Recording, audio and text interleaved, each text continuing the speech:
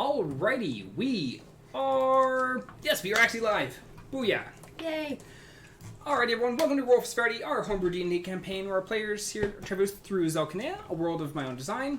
Together we're diving in and creating our own fantasy adventures. We play every second Sunday at 5 p.m. PST right here at twitch.tv/rollforseverity. Past episodes and all future episodes are uploaded to our YouTube channel a week after they initially air. You can search us on YouTube under Roll for Severity, or there is a link down below the stream. We are on to session 2 of our ongoing campaign. They survived the bears. So that's a good start. Surviving the first session is key. Level 1. Level 1. I'm Owen Skiggle. I'm the DM for this campaign. I'm here with my amazing players. They are 3 all-stars of the show. They are the ones that actually bring this whole damn thing to life. We will have our whole crew here tonight. There is the empty spot there. And he is currently there. But once they actually locate his character, we will be throwing poor Not Nathan into the fray as well. Hi, Not Nathan. Hi. But before we get underway, there's a few quick things I want to go over. One, this is a homebrew D&D campaign, so there are some alteration to the rules, utilization of some variant rules. As such, the rules we abide by not always rules as written. It's simply how to play the game, and there's nothing wrong with that. Each month, we also donate a portion of all income generated by Roll for Severity to charity. This includes income from direct donations, bits, subscriptions, and sales from the Roll for Severity store. This month's charity is the Jed Foundation, a non-profit group that exists to support mental health and suicide prevention in teens and young adults. For more information on the Jed Foundation, you can check that website, jedfoundation.org, or on Twitter @jedfoundation. 3, this Roll for Severity store is up on tpublic.com/user/rollforseverity. You can click the link below the stream. We've added the character art for all 4 of our players, as well as the group shot. More will be added to the store as the campaign progresses and as things occur. Speaking of the character art, if you do enjoy the amazing artwork done for our cast of characters, check out Comics Inc. on her Facebook or on Twitter @Comics Inc. She did a fantastic job, and she was an absolute pleasure to work with. She did a great job, and we were all very pleased. Mm-hmm. And now, without further ado, let's roll the character intros, and which give a little bit of insight as to who is who, after which we'll be getting underway with session number 2. Huh? What? Yes, Beanard, I'm doing it now. Yes, I know. I'll tell them. Hi, I'm Annah, and I'm super pleased to meet you. And so is Beanard. We love making new friends. Please, tell us more about yourself. Oh, wait. I'm supposed to be talking about me. I was raised by my parents, along with my brother, in the Antarac Mountains. My mom worked as a pest control caravan guard, and my dad was as sweet as honey beekeeper. Match made in heaven, am I right? It was from my dad that I got my love of nature and an affinity for all things small and crawly and buzzy and stingy and poisonous. He taught me how to harness my innate magical bug abilities. Let's see, what did I get from my mom? Oh, I know. And from my mom, I got a pointy knife once. I learned the hard way which end is the sharp one. And that's why I carry a staff now. No confusion. Shh, yes, Beanard, I'm getting to that. Now, I want to tell you about how I met my best friend in the whole wide world, Beanard. Years ago, my dad had tried to make a hardier breed of honeybee with a longer lifespan by mixing their makeup with a dire wasp. The queen died, but not before giving birth to one special batch. I watched over her eggs for days, patiently awaiting for my new friends to grow. Then one day, there was movement in the egg cell from just one egg. The determined larva wriggled and sprang forth, but it wasn't a larva at all. It was a fat, fuzzy bee with a hell of a business end that would have made my mom proud. And then that bee used it, over and over, stabbing all of its brethren's eggs until only it remained. And then it flew on top of my head and stayed there for 4 days straight. I had just become his best friend and confidant. He loved me so much. Dad says he held me hostage, but I know better. Isn't that right, Beanard? Some people might brush me off because they think I'm small, weak, or weird. That's fine by me. Go ahead. Underestimate the Verdan with a song in her heart and spiders in her pockets. I know firsthand that sometimes it's the small things in life that pack a punch. At first glance, one might not expect much from me. Dark robes and a deep hood hiding my pale hair and elven features. Once a member of the Sormush Academy, I, Theioryn, along with my friend Kovar, spent much of our days living the academic life under the tutelage of Master Lorig. Our purpose was to study the Cataclysm and to identify dangers of the magics brought with it. We were young and curious, many times Morg having to reel in our determination to keep us from harming ourselves. I did my best to heed her warnings. Kovar, however, always laughed and brushed them off. Those days were peaceful, but then everything changed. It was supposed to be like any other expedition to the Deshkish Forest. Gather samples, take readings, and return to evaluate the data. This time, however, disaster found us. Kovar, being brazen once again, came into contact with Amos, the White Lion.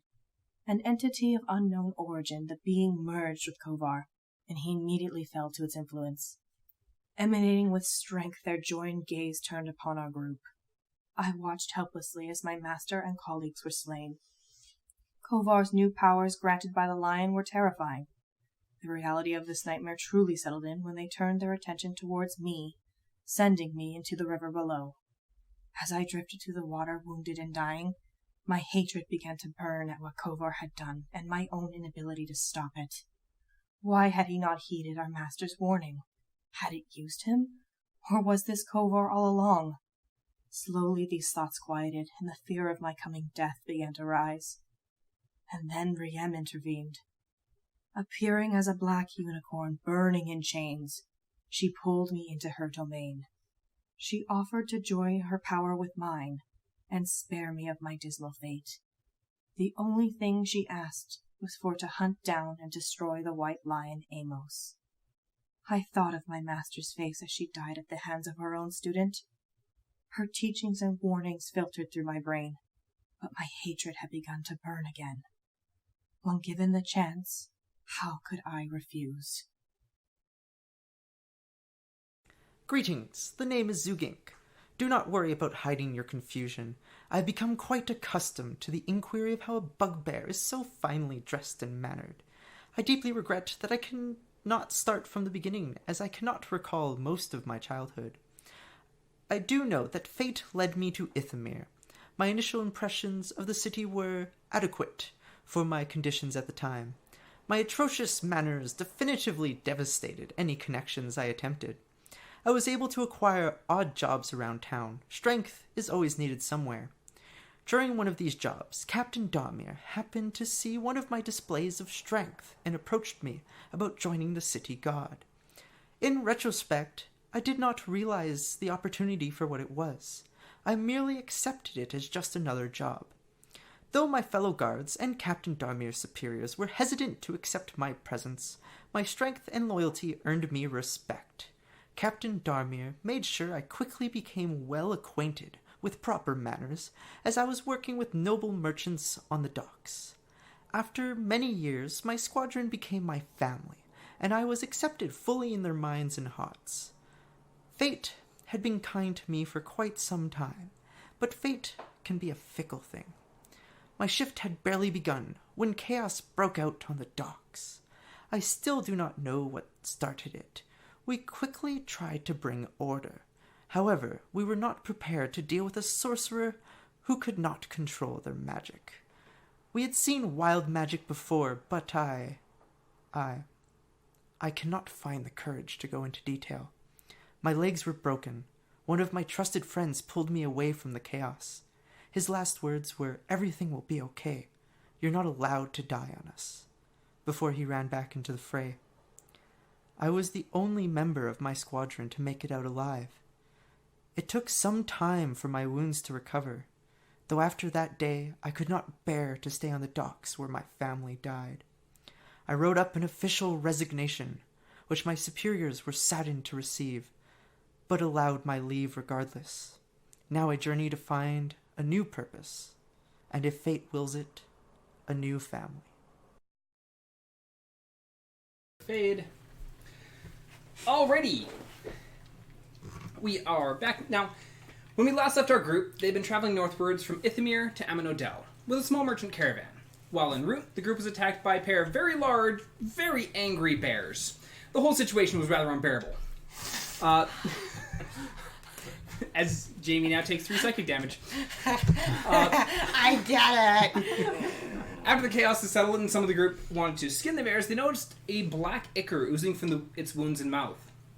Deciding to leave the bodies behind, the group made camp for the night, then continued their journey north. Nearing the exit towards Yesher, the hometown of Annah, she caught the smell of smoke in the air. Offering to come with her and check it out, Zugink and Theioryn split off from the merchant caravan, and the group rushed towards Anna's hometown. They found the town itself in charred ruins and its inhabitants murdered, save for the barely alive Gregor, who Anna managed to heal with her big healing slug.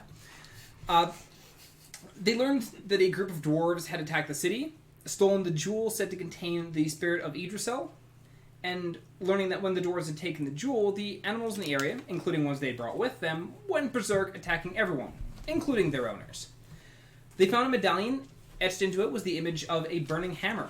After burying the villagers and resting for a night, the group continued north to Aminodel, hoping to find information on the medallion or the dwarves behind the attack. Arriving in Aminodel, Zugink and Theioryn went to the guard outpost in the lower district, then headed to the Castaway Tavern. Anna took Gregor to his brother's house. After spending some time there, chatting with them, ventured to the Temple District, and that is where we're picking up. So Anna, as you are heading up towards, like you just passed by Zugink and Theioryn, and you're heading up towards the Temple District. As you approach, you see a large arched marble gateway. Beyond it, you can see numerous churches, temples, shrines to various gods, deities, and pantheons. Amidst them are sprawling gardens filled with a plethora of flowers and a rainbow of colors. Accenting these gardens are fountains, statues, placards, in honor or commemoration of those who have done the city a great service throughout the centuries. As evening is setting in fairly quickly, you see that by this point, many of the priests and clerics are currently tidying up the area, and there's caretakers scurrying about, tending to the plants, fountains, and walkways, and all that as well. What would you like to do? Alright, I'd like to go to, is there a cleric temple that's fairly discernible to me? Well, clerics are those who follow a certain god. So Yeah, most different churches are going to have clerics or paladins of some sort. There's no specific, this is the Church of Clerics. Yeah, in this world, goes right? Or was there in nature, sort of? What'd be the god of nature in your homebrew world? There'd be several. Any specific thing that you're looking for?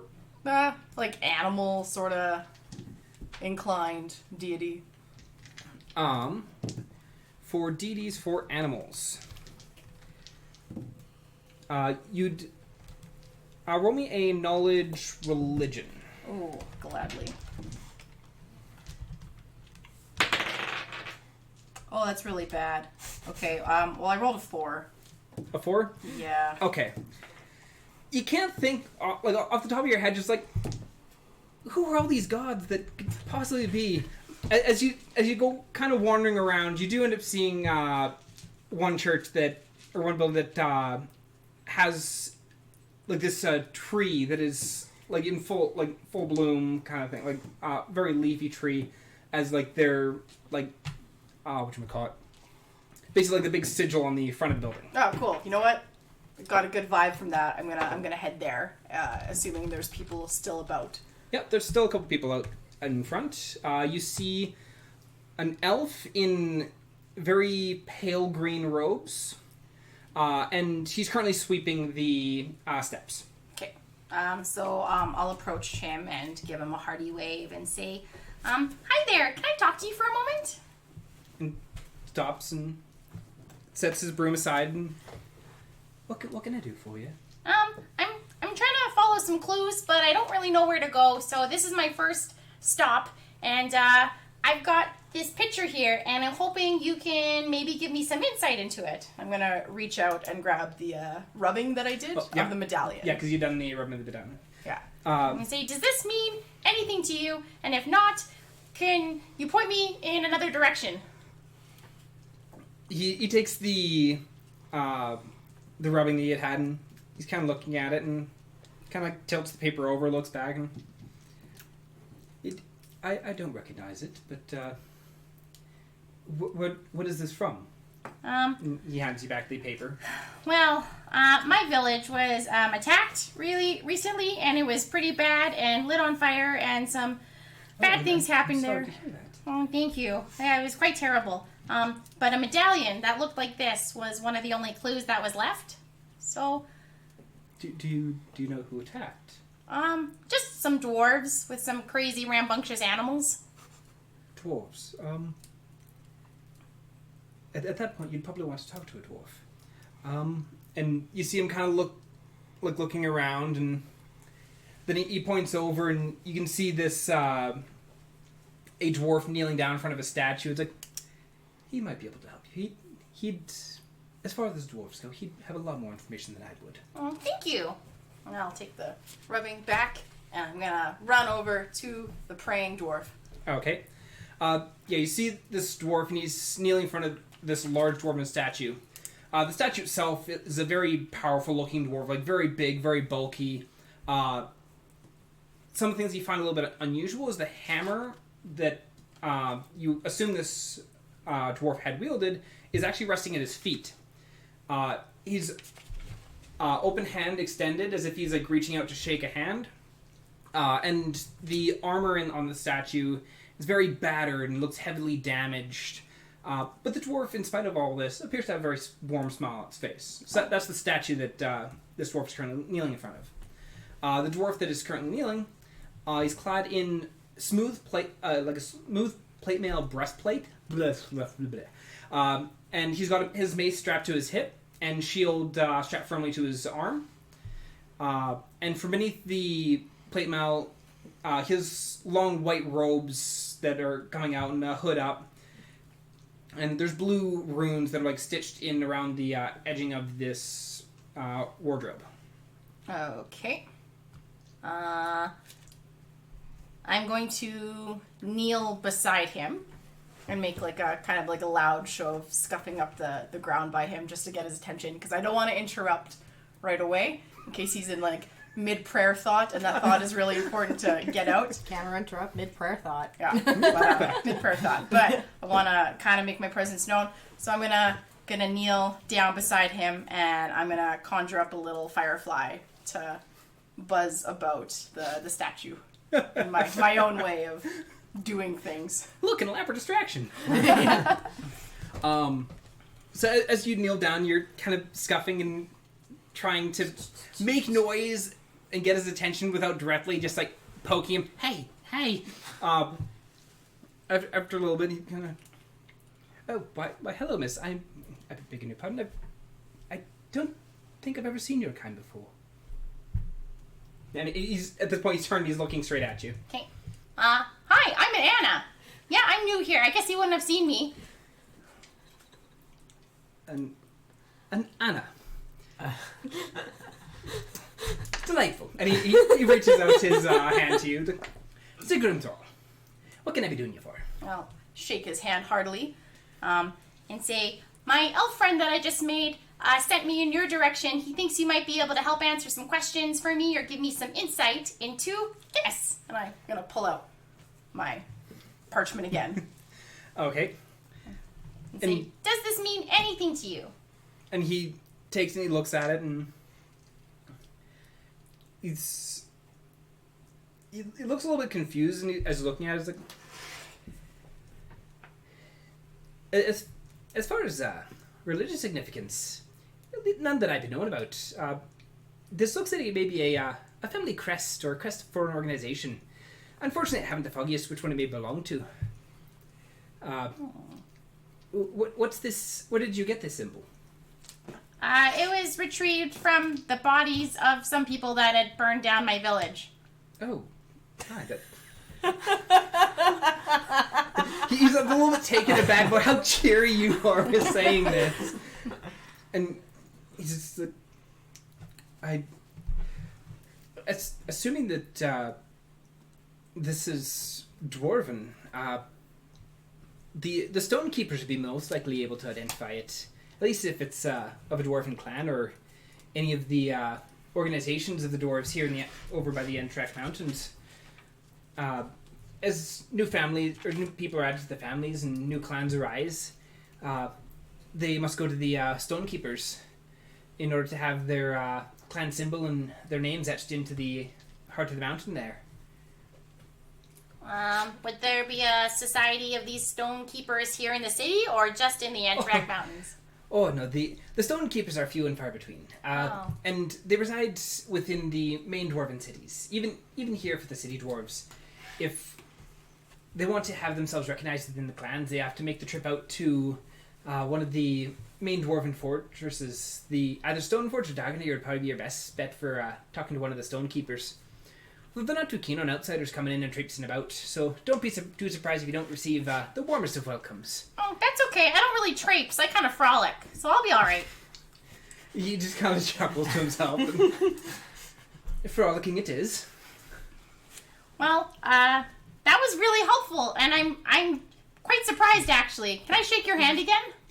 Reaches out his hand. His hand just like encompasses yours. Like he's just like this bulky individual, and just wraps his hand around yours. It's like a hand hug. Okay, I'm gonna take that and book it back to the Castaway Tavern now that I have this information. Okay. Seeing as it's also getting late. Okay. So, you two had walked through the door of the Castaway Tavern, and getting maybe 2 or 3 steps in, you hear, "Oh, welcome to the Castaway Tavern. What can I get ya? What can I get ya?" And you see, once again, this stout, bald dwarf, his wide smile accentuating these rosy cheeks that are... He's been drinking a bit as well. Framing his face is this vibrant orange braided beard and mustache, reaching down to the center of his chest. He's got a dark gray vest over just a baggy white shirt and then a pair of brown slacks. And he's looking at you and just smiling as you're stepping into the tavern. Oh, we should get a room first, don't you think? Possibly. We'll probably want a room. We'll take a room if you have them available. Maybe 2. And he goes and he pulls out a book and flips through and... Alas, no room tonight.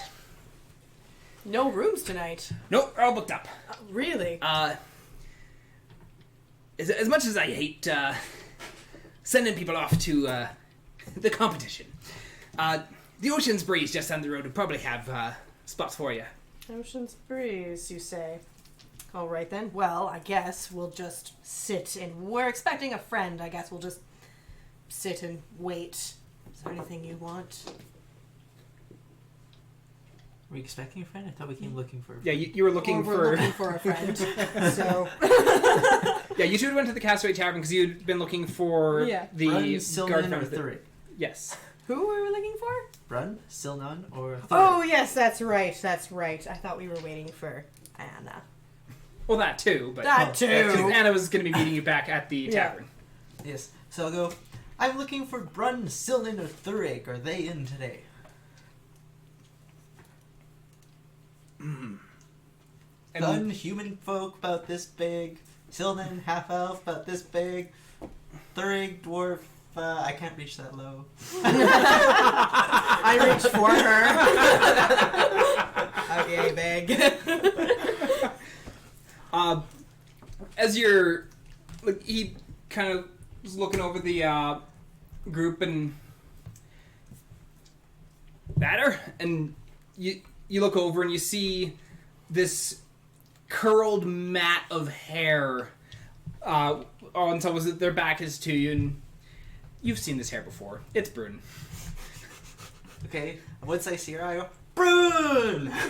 You just hear, like, kind of perks up and starts looking around, and just the initial, like, as you're like, because I'm assuming are you staying where you are, or are you rushing forward to where? I'm at least approaching. Okay. And she kind of perks up and looks, just like waving you over, and you get over to the table, and there's Brun sitting there. She's about 5 feet tall, tan skin. She's a little bit more on the slender side. She's got this mop of curly brown hair, She's just given up on trying to tame at this point. It's just there. She's wearing a baggy brown sweater and just basic black pants. Sitting at the table is also Thurig, the dwarf. And he's about 4 feet tall, rather round dwarf. Like, you look at the bartender, he's a little bit, like, stout. You look at Thurig, and he's round. His hair is trimmed short on the sides, a little bit longer on the top, tied back into a ponytail, and he's wearing a light green jacket, gray shirt, and just a pair of baggy pants. And you come over, and you see Thurig's eyes just kind of lighten up, and... What are you doing here? I'll approach them and I'll be like, I retired! Did you win the fucking lotto? I wouldn't say that. Well, you gotta be well off if you're fucking retired. No, it was more of a... Needed a change of scenery retirement. Okay. How you been doing? Haven't seen you for, 3 years? It's been a while. You've gotten round. Always been round. They can just roll me into the grave when I get there. So what brings you here? Though I've retired, I continue to investigate for the smaller folk. And I pull out the medallion. I'm looking for who might be the owner of this. And he takes it, kind of flipping it over in his hand a little bit, and drops slings it down to the end of the chain to hold it back out to you, and ain't never seen it. Can I insight check real quick? Sure. Since I'm just observing. 13. He seems to be telling the truth. Okay. He also seems too drunk to be lying. Okay, cool. Yeah, there's at least 4 tankards on the table currently.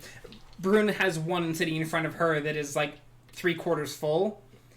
The other 3 are definitely in front of Thurig. Okay. I go, well, in that case, there is no business, so time for pleasure. And I wave over, it's like, around! And so after a little bit, bartender comes over and plunks down one in front of each of you, and... I didn't really How want much one, fine, but sir? okay. And like you plunk him down. You're like, how much fun, sir? He's like, 5 silver for the 2. I give him 5 silver. Okay, takes those.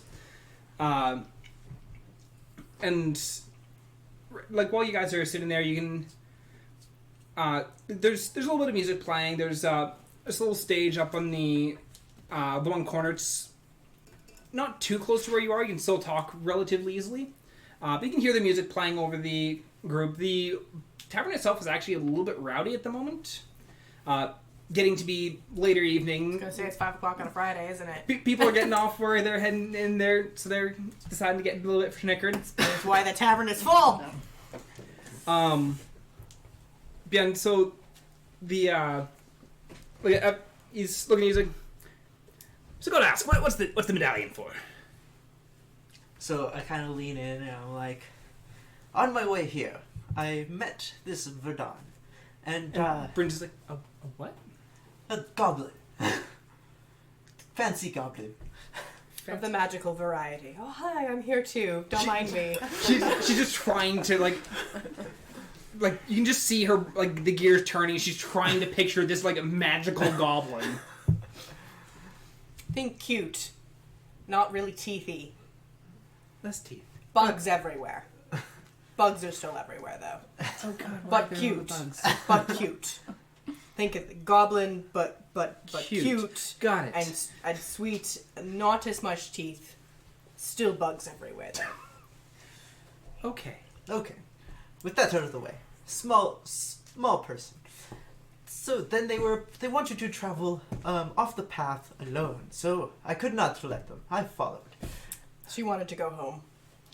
And we got to her home, and it wasn't there. It was Burn Where'd it it to the go? ground. Oh, God. The whole town, in fact. Who the fuck did that? Whoever owns this medallion. Yeah, I ain't no clue about them dying. But, oh, that's rough. Yes, she was quite distraught. Can't blame her. Though thinking of the medallion, that guard captain of yours, she's quite the sight. And Bryn's just like, she's terrifying. Yes, I know.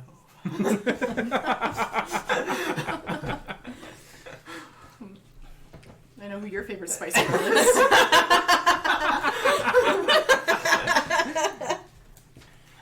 So what have you two been up to?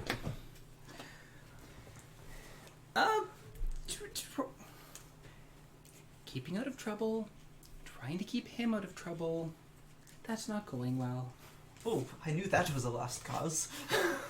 And Third just like, I do what I do. You can't keep me out forever.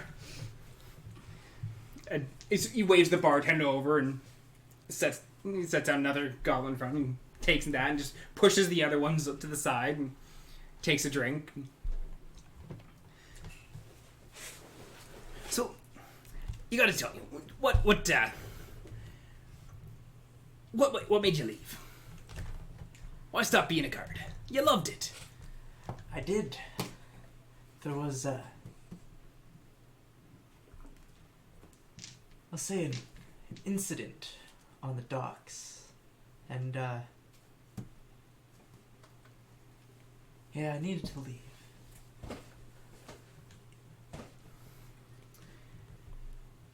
Well, if you ever decide to come back to the guard, I'm sure we could get you hooked up here.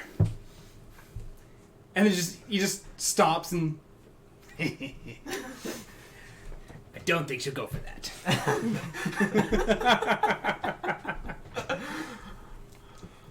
At this point, I think I'm gonna get up and just be like, it was a pleasure to meet you. I'm going to just wait outside a bit. Make sure that our little friend finds us. Very well. Let you have your time with your friends. And then I'm just Did you gonna... finish your drink? No, you can have the rest of that. Yeah, that's all yours. And I get up. So I grab her drink and I like down it and I look back at Theioryn and goes, bet I can still beat you in an arm wrestle. Give me a constitution check after downing that beer first. It's only Ooh, camp. that's It's gonna be only good. day 2 and we're getting drunk. Oh no, my thing. Morbidia and Effie would be proud. Yeah, Morbidia and Effie would be proud of that. But it ain't a real drinking contest till the Kraken comes out. Okay. Your con check? Con check? Yep. That's an 18. 18. Okay, you're still sober. You feel a little bit of a buzz, but you're still sober. And he's like, Bryn slams down his arm on the table, and so give me a strength check. Ooh, that was not as good. 8. He nat 20'd. He just grabs your arm and just boom. Like, you're getting soft. Go. First round, easy on ya. So as you're sitting there and chatting with Brun and Thurig, Effie, or not Effie. Make You it can't say work. who this. Theioryn, Yeah. you head out of the tavern out into the evening air. Yeah. I'm just gonna go. I'm not gonna go far from the inn. I'm just going to stay out of the rowdiness. And I'm just going to just kind of wait. Although that being said, if there's like, because I think what I'd like to do, if anyone passes by, I'd like to quickly ask them if there is a library or any kind of place of public book learning in the city. Okay. So as you're standing out there, after like, you can see various like dock hands moving along the docks. This front row of shops and all that kind of stuff is right by the docks. Okay. So you're constantly seeing like the dock hands and all that kind of stuff moving around. You see a few people who are heading to and from taverns or to the inns and stuff like that. What kind of, like, is there any type of specific person you're looking for? Or Actually, you know what? I will go I'll go back inside just to make this seem, make it, because I have this moment of epiphany. Oh, wait. And I go to the tavern, the barkeep. Yeah. And I go, hello, sir. I have a quick question. Sure, what can I get you? Is there any place, I imagine Annah Odell has a library somewhere. Oh, of course. Do you know where one could find that library? Well, it depends on what you're looking for. Are you looking for, I am looking... Are you looking for pleasure reading or for, learning? I'm looking for a couple things. I'm looking for information on spirits, and I'm looking for possibly intel on a symbol that looks like a burning hammer. And I pull out a book, and I just make a quick sketch of the medallion that I've seen. You don't have a rubbing. Yeah, I don't have a rubbing. But I make a quick. I do have a book and a pen, so I make a quick sketch of the medallion. He looks at the medallion, kind of closes your book and passes it back to you. Never seen something like that before. But if you're looking for learning, because if you're looking for actual research, not just pleasure reading, you'd probably want to check the either the lower or the higher arcana, depending on what you got access to. The lower or the higher arcana? The lower or the higher arcana. All right, then.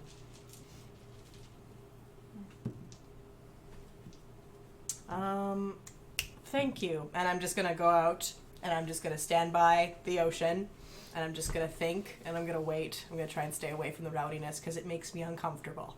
Okay. So, Anna, as you're coming down from the temple, just because you're hustling back towards the tavern, you can see Theioryn standing out near the docks, and not too far away from where the tavern itself was. Okay. I'll run up to Theioryn and just be like, hi! Hello! Were you successful? Did your friend find his family? Yeah, Gregor's with his brother now. That's good. Yeah. I'm glad. Makes me happy. At least I know he's safe. Yes, well, yes. So. Did you guys find anything? Well, unfortunately, our lead, our Bugbear friends lead with her friends, apparently, with the guard, hasn't really brought too much up. We know that it's a symbol. We know that nobody knows of this symbol. So, my hope is I can maybe go to the library and maybe figure some things out. Unless you've gotten some more clues. I think library makes sense if we can get there before it closes. Mm-hmm. I talked to this really nice dwarf guy, Mm-hmm. and he thinks it might be sort of like a family or a society crest symbol. A society crest, you say? Yeah. So his idea was that we'd go to one of the major dwarven cities, like what do you say, Stoneforge or Dogmere. So those are two potential places maybe we can go. I'm just gonna do a quick mental thing in my head. Can I do a check to see if I know any of those cities and how far they might be from Annah Odell? Roll me a history check. History. I'm good at history. 15. 15. Yeah, you'd have a general idea of where they are, and if this up. So you are currently in Annah Odell, which is here. Yeah. And then you have Stoneforge, which is here. And Dogmere, which is here. Oh, so Stoneforge is the closer of the two, but at the same time, it feels like a detour to go there, because they were heading north of your village. Something to discuss. Although, yes, a good lead. But yes, we may have to discuss it. I am concerned about the spirit you had in your village that no one really knew much about. Yggdrasil? Yes. I'm hoping to maybe learn a little bit more about it. Hence the visit to the library. What time is it right now? It's getting into like mid to late evening, so by this point you figure most of the like store and all that kind of stuff are closed. Do you want to go in and check on our bugbear friend? This tavern is full up, unfortunately, so I think we might have to find somewhere else to spend the night. I was suggested the Ocean's Breeze. I have not gone looking for it yet. Yeah, that's great. All right then. I guess. So you're heading back into the tavern? Yeah. I'm just gonna stand there. I'm just gonna stand there against the railing, looking out to the ocean. Okay, so you're staying outside. I'm staying out. Okay. So Anna, as you walk through the door to the tavern, the jolly bartender just goes over, "Oi, welcome, what?" And he comes over to you. It's not as often I see someone short as me without being a dwarf. How you doing? I'm fine. And he's about the same height as you are. Oh, cool. But he's like, "What can I get you? What can I get you?" Got any mead? Absolutely. And he goes and grabs a bottle and brings that back out, sets it down on the counter, and 3 silver. I can part with that. All right. I'll say thank you. And I go looking around for the bugbear. You can spot the bugbear's head easily towering over most of the people around her. Figured Zugink would be easy to come upon. Yep. Okay, and I will stroll up, meat in hand. You get to the table and Brun's just like reaches over and just pokes you and someone here. You look over and there's Anna just. And I look at Anna and I look back and go, Verdan! And she looks at you and, "Can you do this?" Okay, less teeth. She didn't believe you about the less teeth. I have just as many as when I came here. That's good. And she's just a little bit confused as to, like, why you would suddenly have less teeth upon arrival. And I'm confused as to why she's like, less teeth.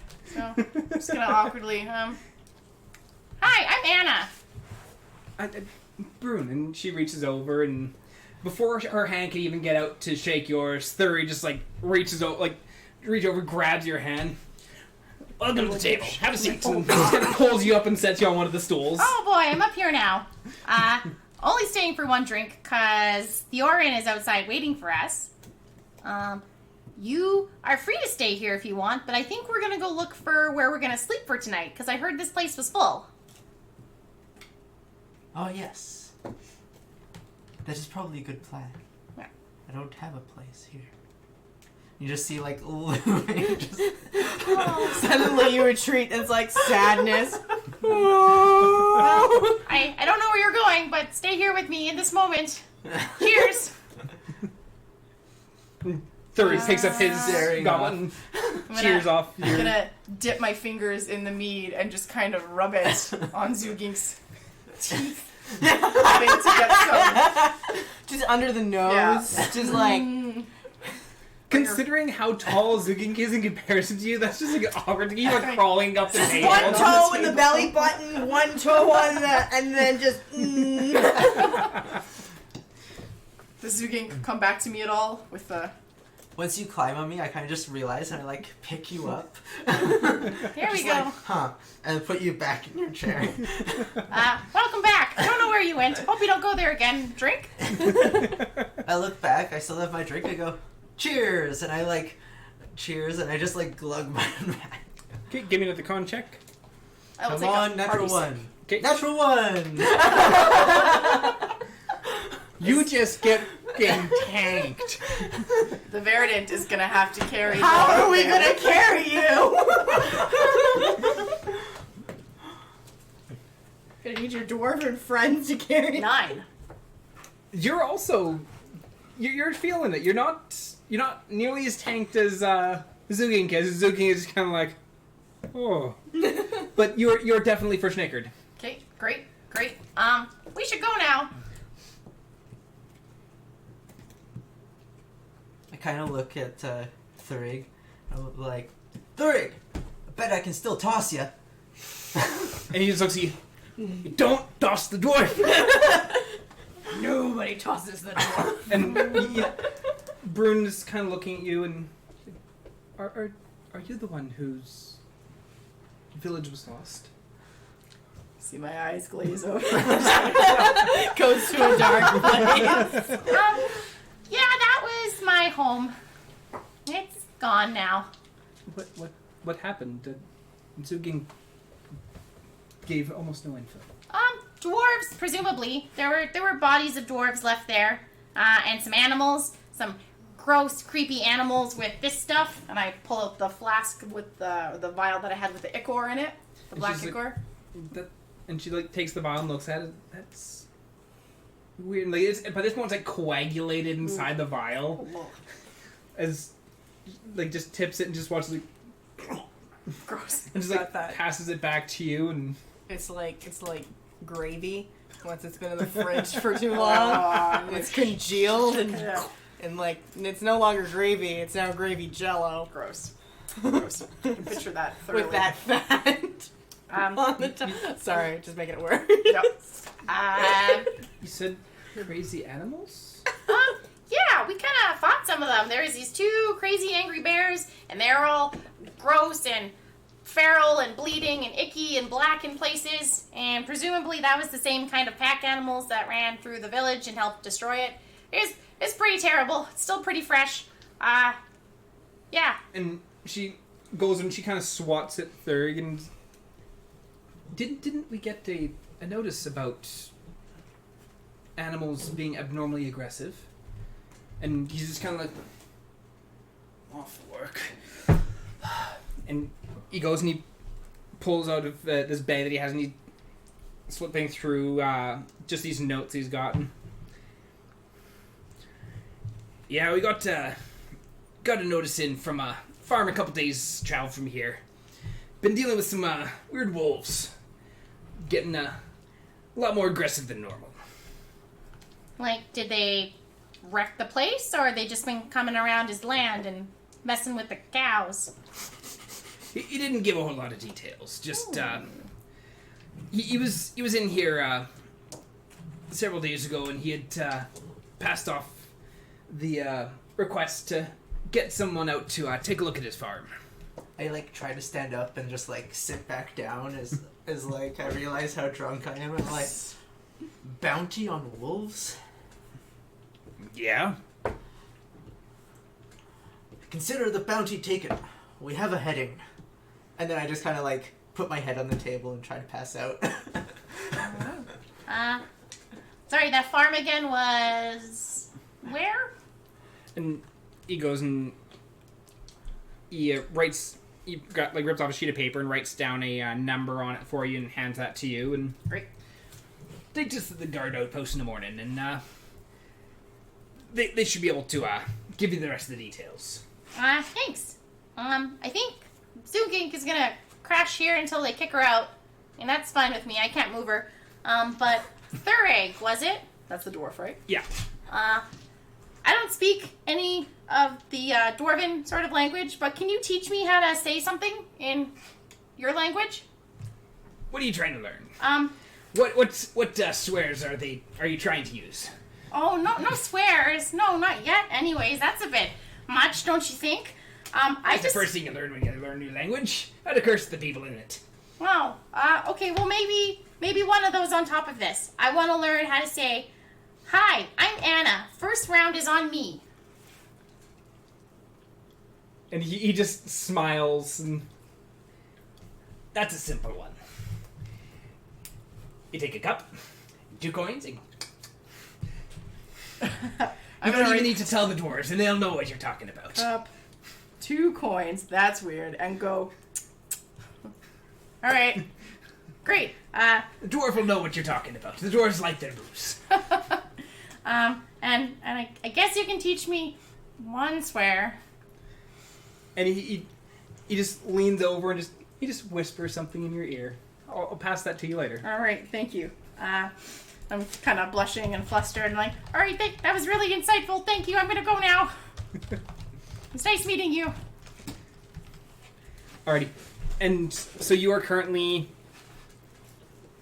drunk as on the table, and Thurig's just sitting there and just keeps drinking beside you, and then as the evening wears on, you gradually start sobering up. Theioryn. I'm still hanging out there, just leaning, listening. After a while, you can Yeah. hear the terminally delightful Druid approaching once more. Hello. Where's our bugbear friend? Sleeping on the table. Oh, I figured. Yeah. Well. We're not gonna move her. We most certainly are not. I should have left a message on where we might look for a bed. Oops. Well, she was with me when we discussed the ocean's breeze. So, and if not, I suppose we could check in with the guard post in the morning. She seems to know them. We could. Yeah. So, all right then. Well, I can keep standing out here if you want to, but no. All right. Let's head to a tavern and Let's find the ocean's breeze. let's go down to the ocean's breeze. So the Ocean's Breeze is about a 2-3 minute walk down the docks, and very, very basic wooden building. Unlike the Castaway Tavern, where you could hear the ruckus from outside, as you approach the sea breeze or the Ocean Breeze, it's fairly quiet. I'm just gonna say, for some reason, I'm picturing like Wharf Puerto Vallarta right now, where all of like the bars along the wharf are hopping, but then there's like that one resort that's like the senior resort, and it's Just dead lights quiet. off. It's just dead quiet. Yeah. So as you enter into the entryway of the Ocean's Breeze, there's a couple stairwells that lead up on either side, and there's this very simple wooden desk sitting there, and the little bell on it and this little sign that says "Ring for service." I ring the bell. After a few seconds, and this gal comes out, and very, very simple, very plain looking. She's human, very light brown hair, starting to go a little bit gray. And she comes up. Yes, welcome to the Ocean's Breeze. What can I help you with? We're looking for a couple of rooms for the night. A couple of rooms. How many do you need? Just the two? Would you like 2? Yes, we should get 2. 2 rooms? Alrighty. That will be 3 gold. Oh. For the 2 rooms. I've got 2. Ooh. Glad I took my whole house with me.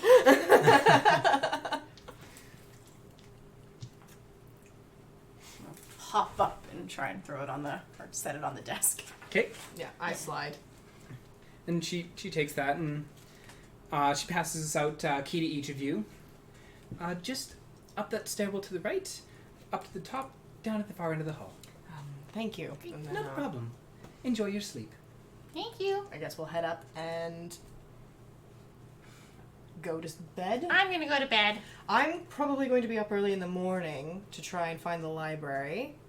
Did you want to come? Yeah, wake me up before you go. Yes, I will do that, and then good night. Good night, Theioryn. If Zugink. Zugink, I'm gonna get it one day. Zugink. I want to add an R in there. When Zugink comes back, if Zugink comes back, I guess come get me. I require less sleep than most, so she could probably take my room. Yeah. I'll run downstairs and have that nice lady. Yes. I'll just tell her to send the Bugbear to me. Yes, yeah, Okay. that sounds good. Great. Have a good night. Have a good night. I go in.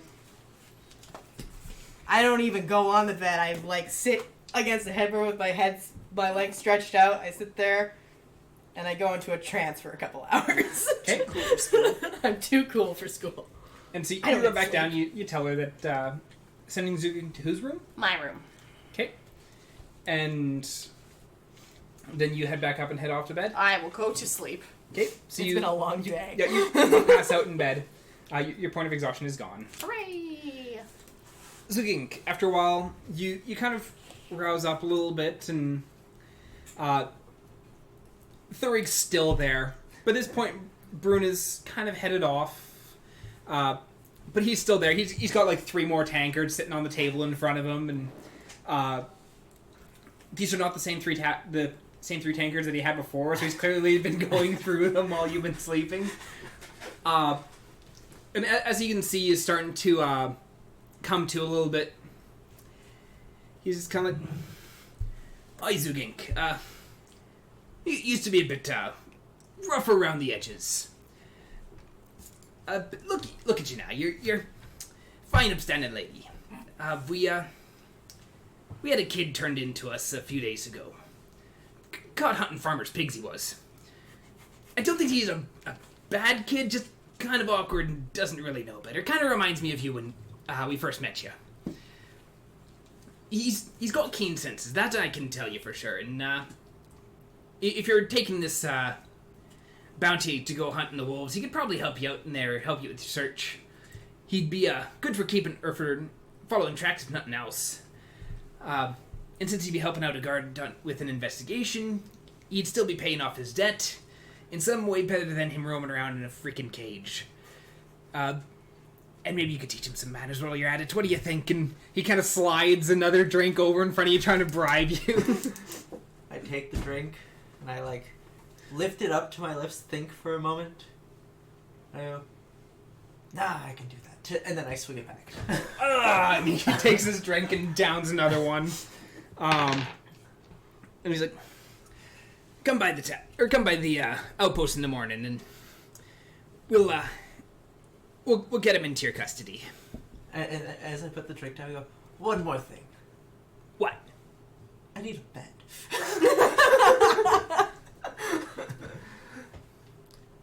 I don't think you'd fit in my bed. You're a few feet too tall for that one. Couch also works. That I can offer you. And so he gets up, and he's kind of stumbling a little bit as he's like, "Come along." And so he's kind of like wobbling his way out of the tavern, and I'm assuming you're following him at this point? Yes. I was gonna say it's almost like the 3 ducks in the Aristocrats, except that it's a dwarf and a bugbear. So it's more like dwarfs holding onto your ankles. Every once in a while, you sway. But you do manage to make your way throughout the city, and he leads you to a fairly small building. You definitely have to duck going through this door. But he points to a couch, and the couch is going to be odd to sleep on. You can do it, but the couch is also not meant for someone that is, what are you, 7'10"? Yes. You're at the house party, and all that's left is the armchair. Sleep in the chair. Yeah, that's okay. My head is against one end, my butt's pushing up against the other, my legs leaning off, the other legs off the side. I'm just You're tired enough, you'll make it work. Drunk enough, you'll make it work. Yep, so you end up, you go and you pass out for the remainder of the evening. As morning rolls around, you'd be the first one up due to elfiness and their 4-hour meditative trance for the long rest. It's hard. It's hard being an insomniac. I know! In a world full of sleepers. Maybe I'm just part elfish. Insomniacs are actually elves! Alright, I'm gonna do whatever quick morning routine I have.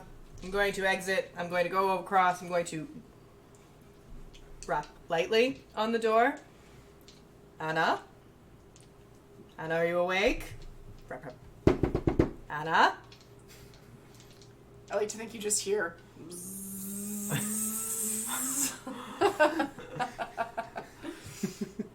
Ow! Beanard! Ow! I'm awake! Ow! I feel guilty.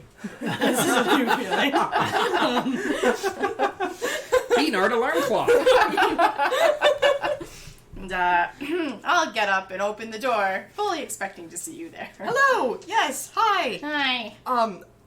Shall we Yes, I'm good to go. Did Zugink come back? Zugink? Zugink? I want to add an R. I am so fucking sorry.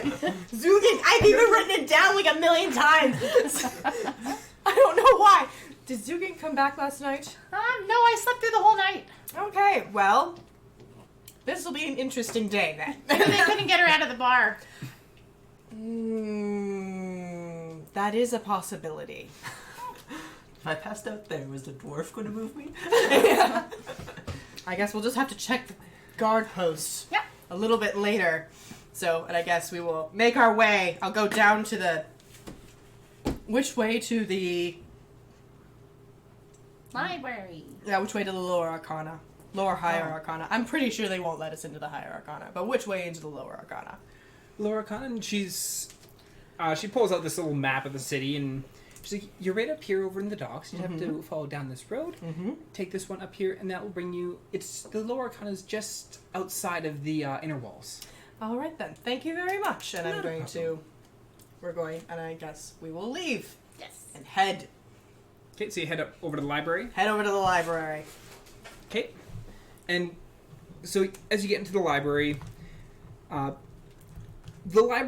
least in the lower arcana, like, it's very similar to what you had had back at home in the university. Mm-hmm. So there's a lot of books, but there's a lot of empty slots where there was books as well. Yes. I'm going to try and find a librarian. Okay. You can see a few different people scurrying about that look like they're working there. All right, then. I approach one. Okay. And I will, once again, pull out my sketch of the burning hammer. Yep. And I will say, excuse me, I'm sorry, I'm looking for some material on spirits and possibly dwarven iconography. Spirits. And you're looking at a gnome. Yes. He's got like these armful of books. It's like, He goes over, sets them on this little stool, and whenever it comes to spirits, then well, I guess what kind of spirits are we talking? Like hunting spirits? Or are we talking just the undead? What are you talking here? We're not really talking about. We're talking of the natural kind. Does the name Yggdrasil ring any bells? Nothing off the top of my head. You could.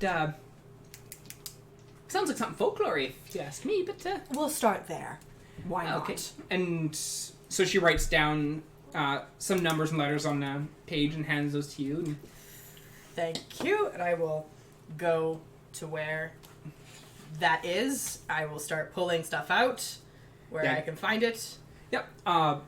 And it's the alphanumeric coding systems. There, you go through. You find. I want to point out that I can also speak Dwarvish, so either language does not matter to me. I'm gonna be so happy when I find that out. So you get down to this section. You start perusing through, and you're seeing a whole bunch of different spirits, or a whole bunch of different books on like spirits or tales of spirits and all that kind of stuff. Roll me an investigation check. Yeah, I'm gonna do it with this one. Yeah. I got a 17. 17. Okay. As you're going through the books, you're not necessarily finding any direct mention to Yggdrasil. But what you do find while you're perusing these books is a little bit of history of spirits, or in particularly vengeful spirits, being sealed away inside of objects. Okay. Now you're not sure whether this is something that directly pertains to Yggdrasil. Yeah. But having Gregor mentioned the spirit being housed inside a gem. Yeah. This seems like it may be it's not unreasonable to think, this is actually a plausible thing. It's not just, this is just a magic stone that they thought was a spirit. It's like, no, this is actually something that was done. Okay.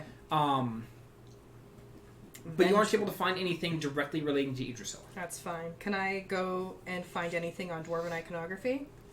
As you give me a new intelligence or investigation check.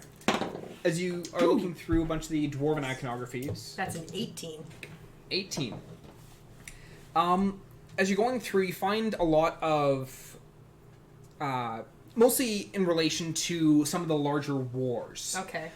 You see different iconography of, like, some of the major clans, and a lot of the symbols for some of these, like, major clans and major organizations that took part in some of these colossal wars, such as the Nellic Wars, which is a huge war between the elves and the dwarves. You're seeing that a lot of these iconographies are like very, very similar in style. Like the art style used for them is fairly similar to the medallion.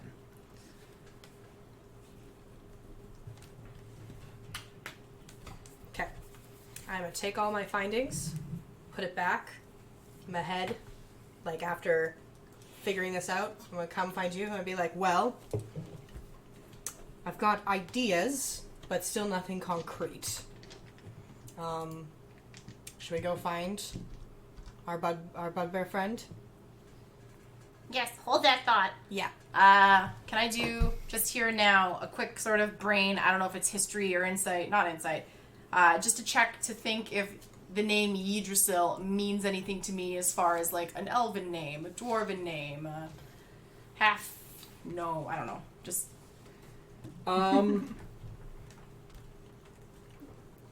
This would be... This would just be straight up history. Straight up history. Okay. Yeah, just thinking back to what you had learned about Yggdrasil back when you were in town. Like, back when you lived there. Ooh, it's nat 1. You don't remember. Think. Ow. Okay, I just need to do this. You walk up to Anna, she's just like beating herself. I put my hand in between your forehead and your finger and go, it's all right. You don't, please stop. Please stop. Okay. We need both your finger and we need both your forehead. Please stop. You make a very convincing argument. Let's go. I'm Both glad. of Anna's forehead. Alright. Alrighty. Zugink. You wake up. You're stiff. You're sore. You did not have the most restful of night. You were asleep for most of it, but you were very sore. So as you get up, you're just kind of and you twist and you just hear that like cracking down your spine as everything's trying to shift back into place. And you can, as you're like getting up, just the heavy footfalls as you're moving about the room a little bit, and you kind of hear Thurig starting to stir, and he gets up and, oh, why are you getting up so early? And then he goes and he's, oh yeah, that's right, the kid. Let's go get the kid. And he goes and, like, as he had walked out, like, initially, he's standing there, he's got, like, a towel around him, and as he, like, walks back into his room, comes out, like, a few minutes later, he's dressed up in more or less what you'd seen him in the night before. And, well, let's get on. And kind of waves you along. And are you following after him, or? Yeah, I'll follow after. Okay. You head down to the guard outpost, and as you go in, you can see Commander Inra currently sitting at the desk where the old lady had been before, and she's got this large book in front of her, and she's going through it, just perusing over the information therein, and there he's like, so Indra, Zugink here motions up to you, is gonna take care of the kid for us. And you don't mean kill him. I think it'd be useful to she's wanted to take on the wolf bounty that we had gotten in from Danik. So I figured that since the kid's obviously done some tracking, that he could help out there. And it was just like...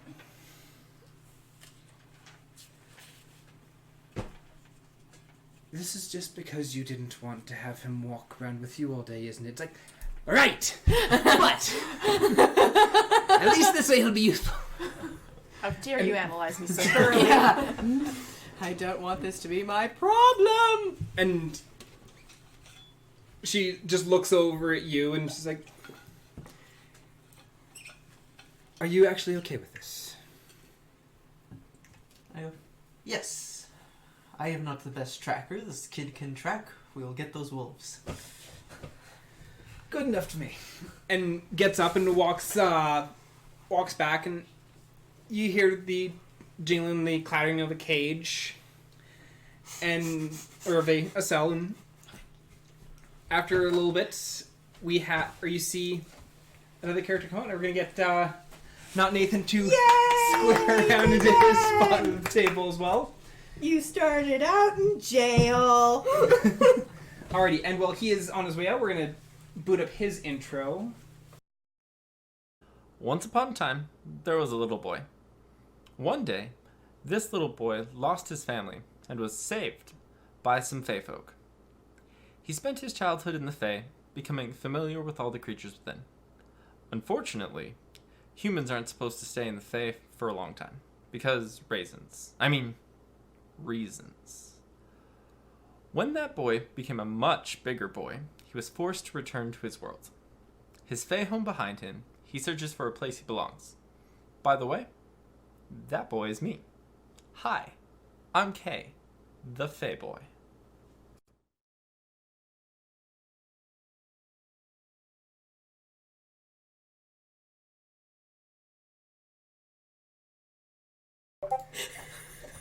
Alright, and that is Kay, and this is oh god, I need to bring the camera up so we can see the top of his head. You're too tall, Nathan.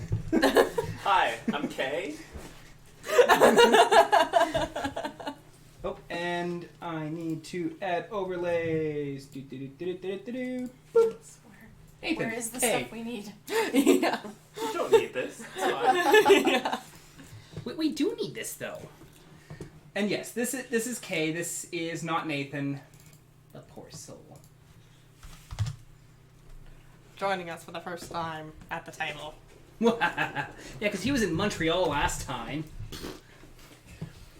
No, I was in prison. What are you talking about? Alrighty, so as they bring out Kay, and actually I suppose I need to show you what Kay looks like for those of you who did not have... Yeah. Oh yeah. A bunch of us want to see what Kay yeah. looks like. Boop-a-doop-a-doo. Should show up on our thingies, right? Yeah. Wake up. I'm just going to grab that, and we're going to put that into the roll for severity thing. Move, and boom. Give it a second to upload. Aha. It is uploading on the roll severity logo. Oh, hey. Aw, hey, cutie. Look at you. Look at your little hair and your little fuzzy little moccasins. Look at your fuzzy little moccasins. Look at that posture. Yeah. I'm really glad everyone likes it. We're going to go so well. And so, Zugink, you are 6 foot... I'm 7 foot 10. Or 7'10". He's 6 feet. Oh, okay. Don't have to look too far down. So you still have to look down. It's just not. It's It's only 1'10" instead of like half my body. You can look at your knees to see Annah. Yeah. But yeah, as they bring Kay out, and Inra just kind of looks to you and... Kay, you're going to be helping out these people, alright? Or this lovely bugbear, okay? Sure. Easy enough. Kay is now under your charge. Do I need to sign anything? Yes. She pulls out a God, small the stack of paperwork. She pulls out a small stack of paper and sets that on the table, and then takes out a smaller stack and sets it in front of you. And What did you do to garner community you- service? a pen. He was hunting a farmer's pigs. Oh yeah, that's right. They're animals. They're outside. It's dinner. Clearly. I don't see the problem still. You keep telling me I did a bad. I don't get it. Is there anywhere to take a seat? Yes. I take There a are- stack of papers, I take a seat, and I pull out like little reading glasses and like put them on. And just like I'm just picturing this. Giant tough bugbear. I love it. little reading glasses. Yes.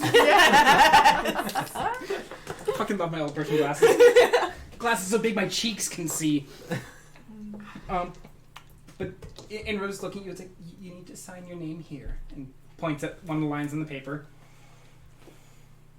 I have a dumb question. I have a dumb answer. How do you sign your name? Write your name. So Kay immediately tries to spell your name.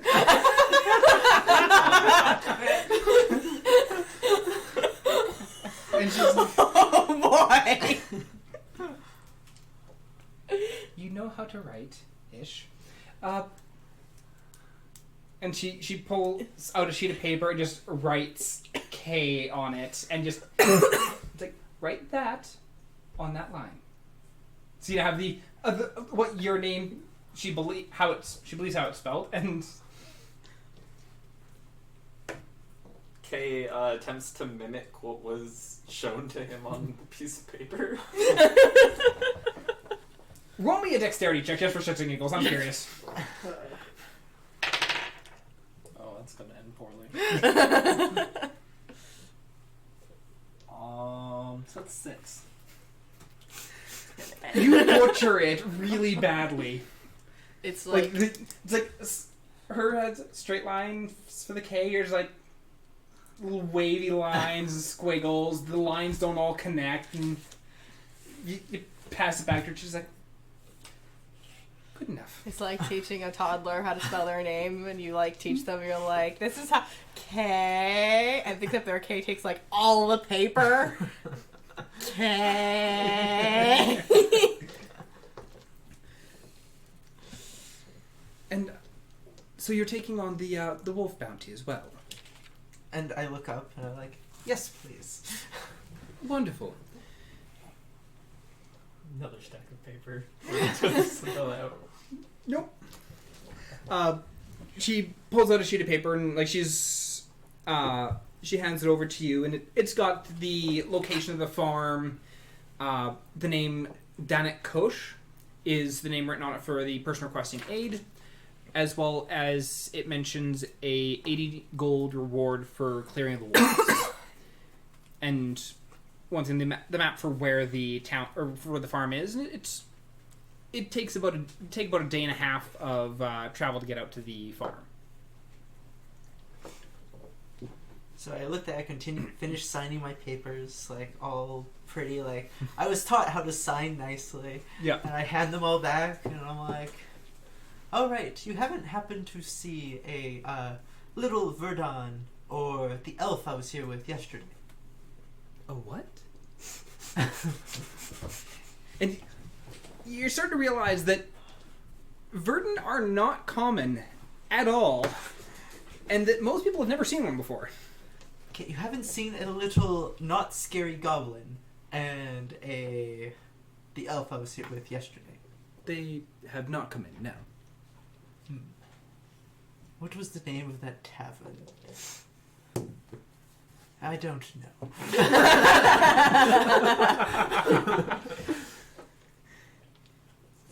Which tavern are you trying to think of? The Ocean's Breeze. And it's in there, just like, Well, I look at you. Do you have a weapon on you currently? You currently don't have... Yeah. Yeah, because you've just been releasing... Like, as Indra's, like, flipping through the paper that you had, and she's like, one moment, I'll go and get his things. And I goes... kind of look at him and I go, I need you to be useful. I pull out one of my axes and just like give in to him. You now have an axe. Congratulations. Go ahead, ask me a question. Thanks. But after Inra comes out and she's got a bow, a pair of short swords, and what was the other thing you had? Ammunition. Yeah, well, bow, arrow, the couple of short swords, and your basic leather armor. I see the weapons come out and I go, oh, you're one of those ranger types, and I take my axe back. Rude. Give the person something. Take it away.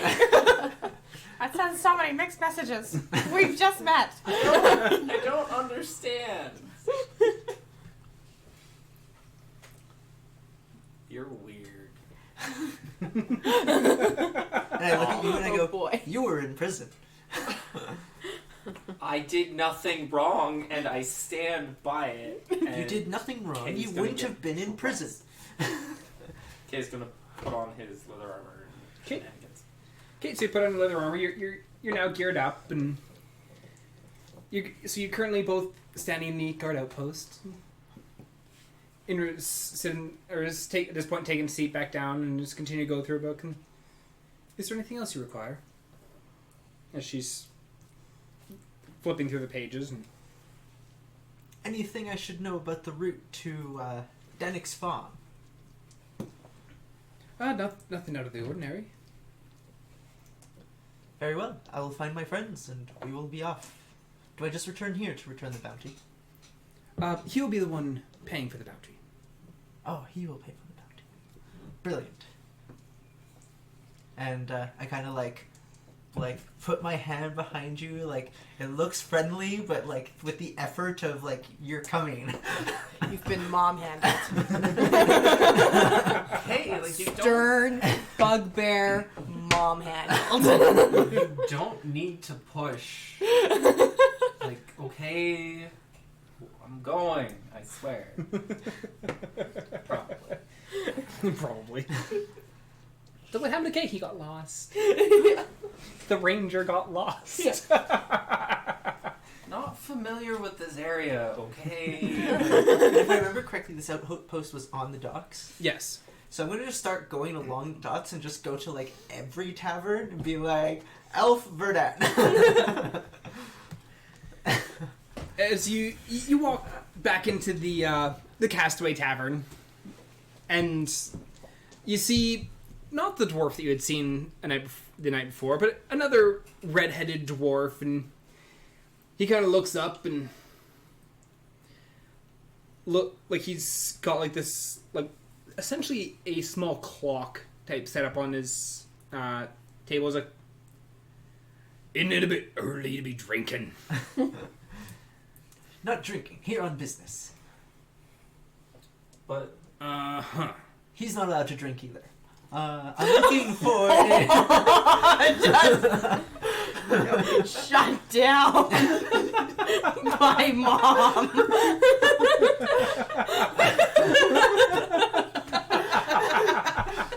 I'm looking for an elf and a Verdan. Oh, you're. And he looks around the tavern, and it's currently empty. Well, you can look, but unless I'm going blind, We're just you're not gonna hiding find under it. the table. We're really there, just like under the table, like they'll never find us. They're not in a room. I don't know who's checked in.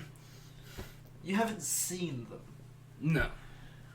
Good enough for me. If you see them, tell them I don't even know where I'm going. Don't tell them anything. Holy shit. In those words, got it. I'll just keep going to the next tavern. Okay, as you're going through tavern after tavern, and you're not finding them. Two of you, as you're currently at the library. I think we were gonna make our way back to the guard station. Yeah, I think the outpost was on our list because I Yep. wanted to know where that farm was. Yep. When I talked to Zugink's friends. Yep. So I guess that's. We don't know if she's looking for us. I guess that's where we're going. To the outpost! Yay! Adventure time! Adventure time. Okay, I want Play a horrible game of telephone. But not I the want fun you to roll a telephone. d20. I want. Actually, who has the higher perception between the two of you? Passive perception? Passive perception. Passive perception is 14. 13, so you... Okay, so you two roll just a straight d20. 2. 13.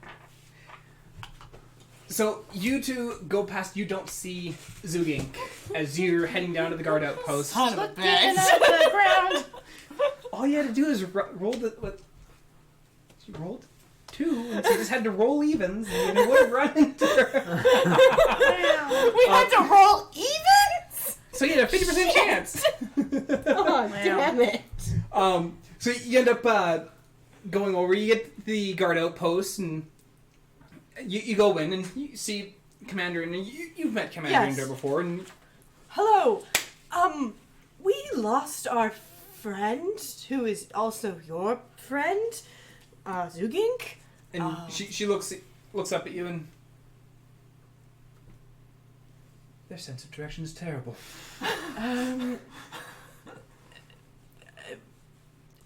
Who? Zugink, the Yes. Bugbear. Yes. They came in here earlier. Uh-huh.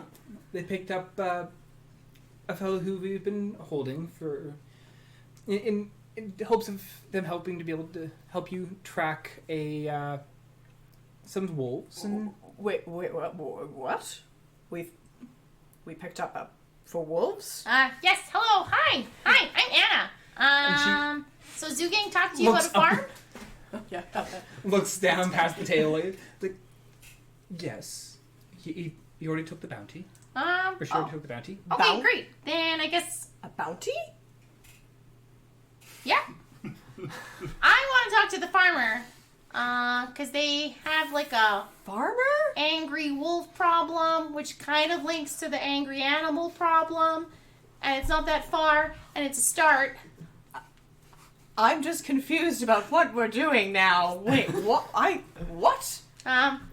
Right hand doesn't know what left hand is doing. When we find Zugink, Uh-huh. we'll fill you all in.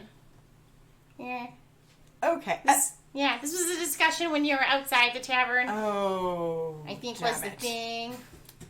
Damn it. Also, I'm sorry. We picked someone up?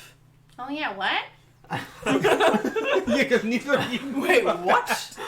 What's this about picking someone up? So a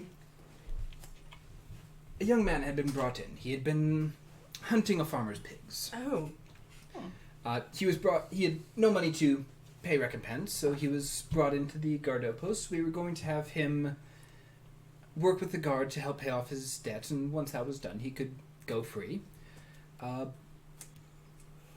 Theurig had said that Zugink was willing to take him under her wing to assist with hunting these wolves. We're helping with community service. Or Zugink is helping with community service. Wonderful. Shit.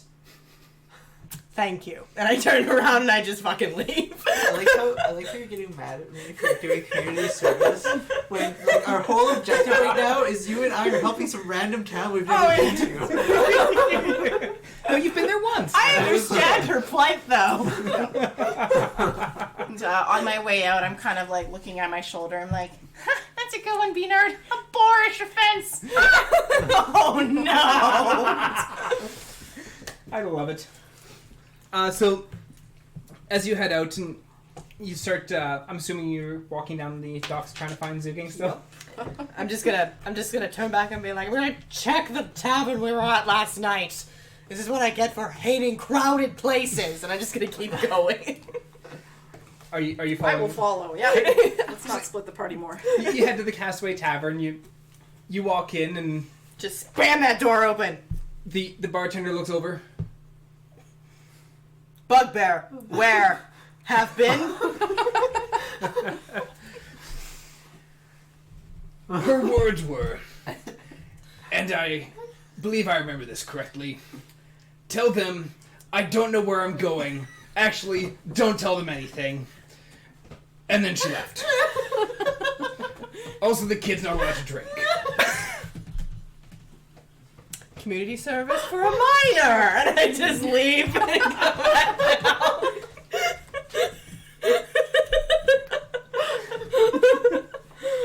She's not there. Apparently, she doesn't know where she's going.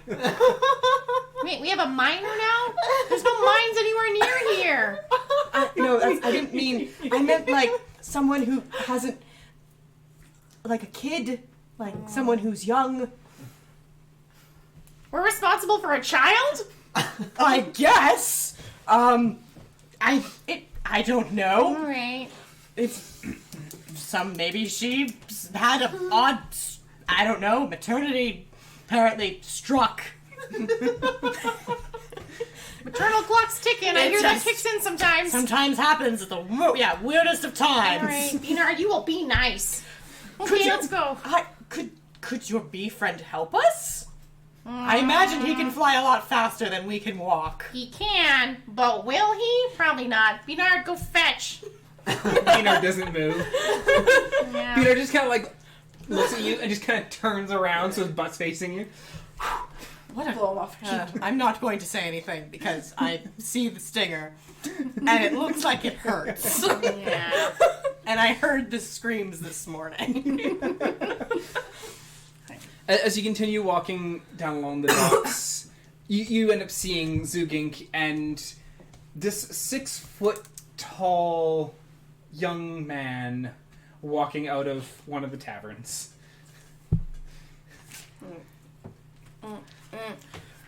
Zugink! Zugink! Hey! What happened? We're doing what? You're doing what? Oh, yes, meet, Kay,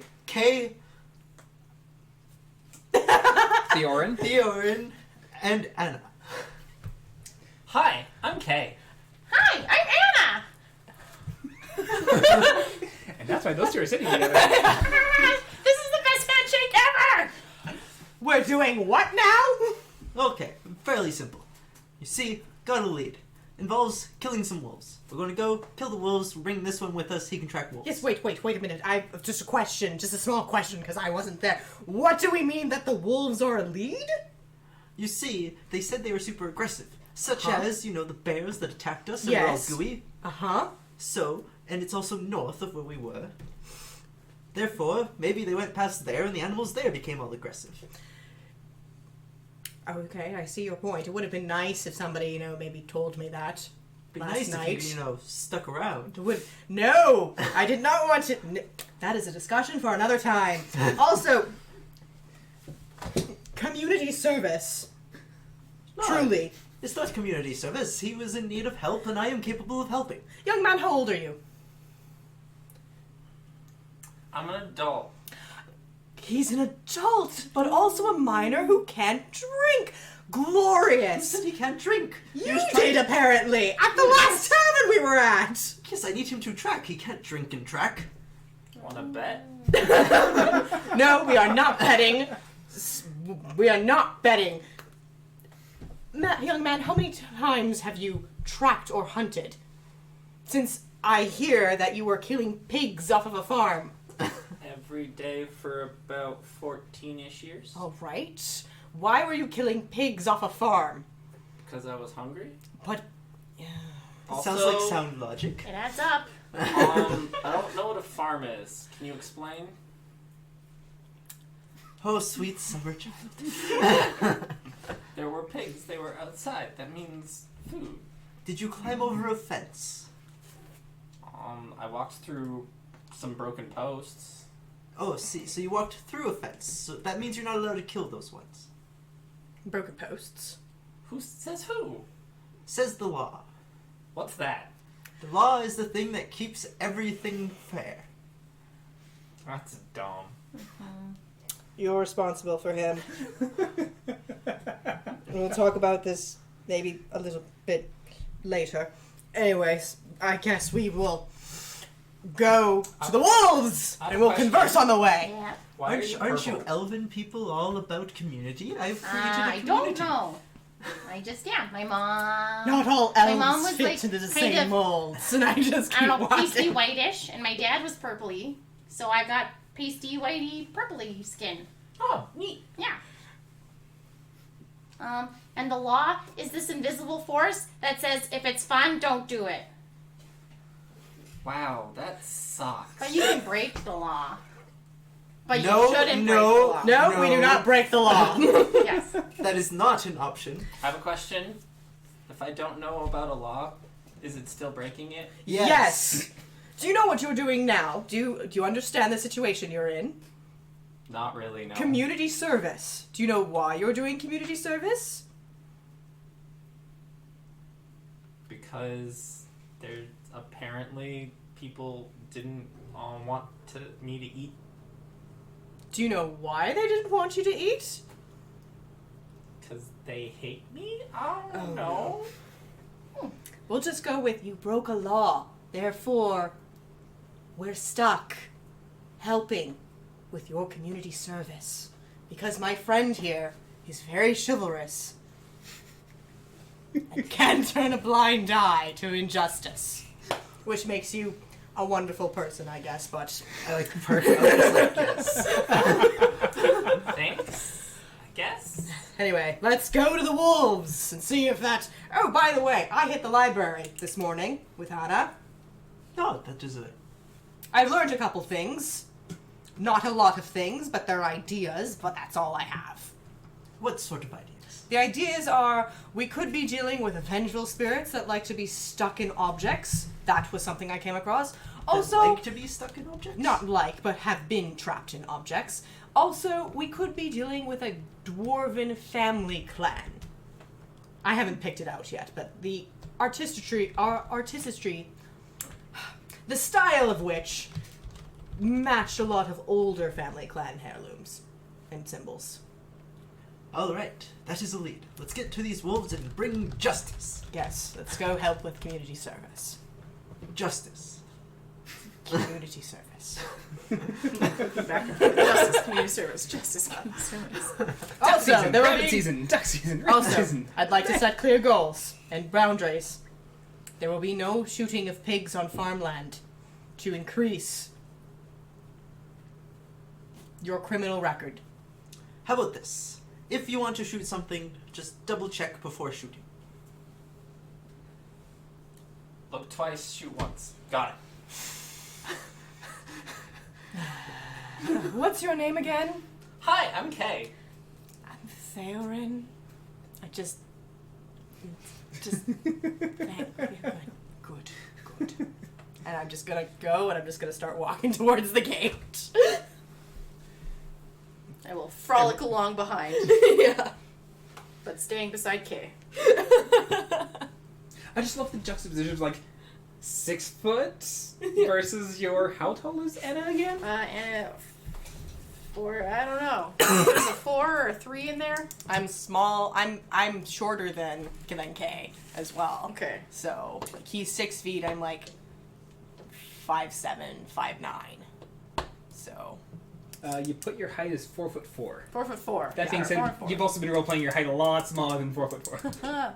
Yes, That's I have. fine. That's okay. I'm so sorry. over time, Jeanette just You're shows like gets smaller and smaller.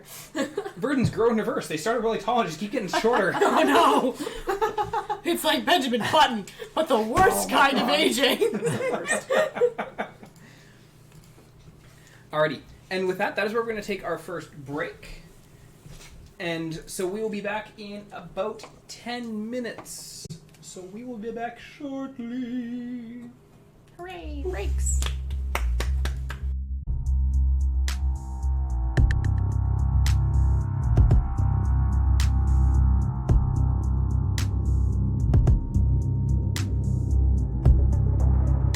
Once upon Huh? a time, What? there was a little boy. Yes, Beanard, I'm doing it now. I did not remember to hide those because they just stopped playing. And then as soon as I went back, this is like, we're going to replay the intros. No! Yeah. Cool. Okay, those are out of the way. My camera has gone dark. Oh no! I really need to get that functioning better so it doesn't reset my settings every time. It's I mood switch lighting. this- It's No, it's not mood lighting unless we don't want to see my face. Now, get it. You don't want to see my face, but... mystery lighting. It's like a surprise. Surprise! Surprise. It's like, okay, which camera is going to eat its face this time? Yeah. Survey says mine. Alrighty. So at this point, it's late morning by this point, and so you are all heading out towards the farm. I take it. Yep. Is that the current plan? As we leave the city, I'd like to ask one of the guards that's like guarding the gate Yeah. if there's been any like anything suspicious along this road that they've heard of. Oh, for the route out to the farm. Yes. Nothing that I've heard of. Thank you. Pleasure. And so you're making your venture? Yes. Are you trying to hoof it there? Are you just walking at a casual pace? I think I'd like to walk with purpose, at least. Purpose. Yeah, let's have it. And Yeah. while we're going, I'm also going to be like looking at King. We like, see, that's a fence. That is property. And Don't shoot things past fences. since I'm just imagining you saying this like right as you're walking out of the gate, because that's Tent Town. Please don't shoot anyone in Tent Town. It would be quite rude. No, it's more like once we leave that area, because like as we like when we see a fence, I go, oh, hey, that's a fence. Don't shoot things past fences. That someone owns that. Usually most people own pigs too, unless they have giant tusks coming out of them and are squealing and covered in fur. Then chances are they're wild. But if they're not, if they're hairless, rather fat and lays about, that means someone owns them. So I can't name them brunch. No. You can name them brunch, but you can't then shoot them and eat them. Well, no, he can't. Well, he could name them brunch, except that it wouldn't be right for him to name them brunch because they're not his to own or his to name brunch. Can you? Wait, don't you name things you don't own? I named all the boats that came into port. How do you own a living thing? You see, and I show you like a gold coin. You give this to someone who already owns it, and then it is yours. Can I try to sleight of hand the coin from Sylvanray? From Zugink. Or Out of Zugink, my right? hand. Yes, I just want to be like, going and put it in my pocket. If I can succeed. I don't know if I can. That would be your dexterity versus Zugink's dexterity. Yeah, Going to learn people's names at some point. it's okay. It's okay. Theioryn still hasn't figured it out. It's 15 for me. That's only a 13. So you just reach out, boink, right out of, just snatches it out of your fingers as you're Okay. holding out this coin. After he does that, then I kind of just like pick him up with one hand and put my other hand out. You'd have to roll me a strength check because you're trying to one-hand pick up a 6-foot tall person. That's You're That's still an hung- 11. Are you still hungover? He's a slippery little You can asshole. do dexterity to try and avoid the grab. That's a 14. You reach out and Kate just steps back as your like hand just misses where he was. okay. So I put my hand out and I pull out the axe. Now, according to your logic, you gave him money, so technically he owns you now. So I'm just gonna keep walking down. Wait, what just happened? A situation I care not to remedy, and then I keep walking on. Yeah, I'm gonna walk too.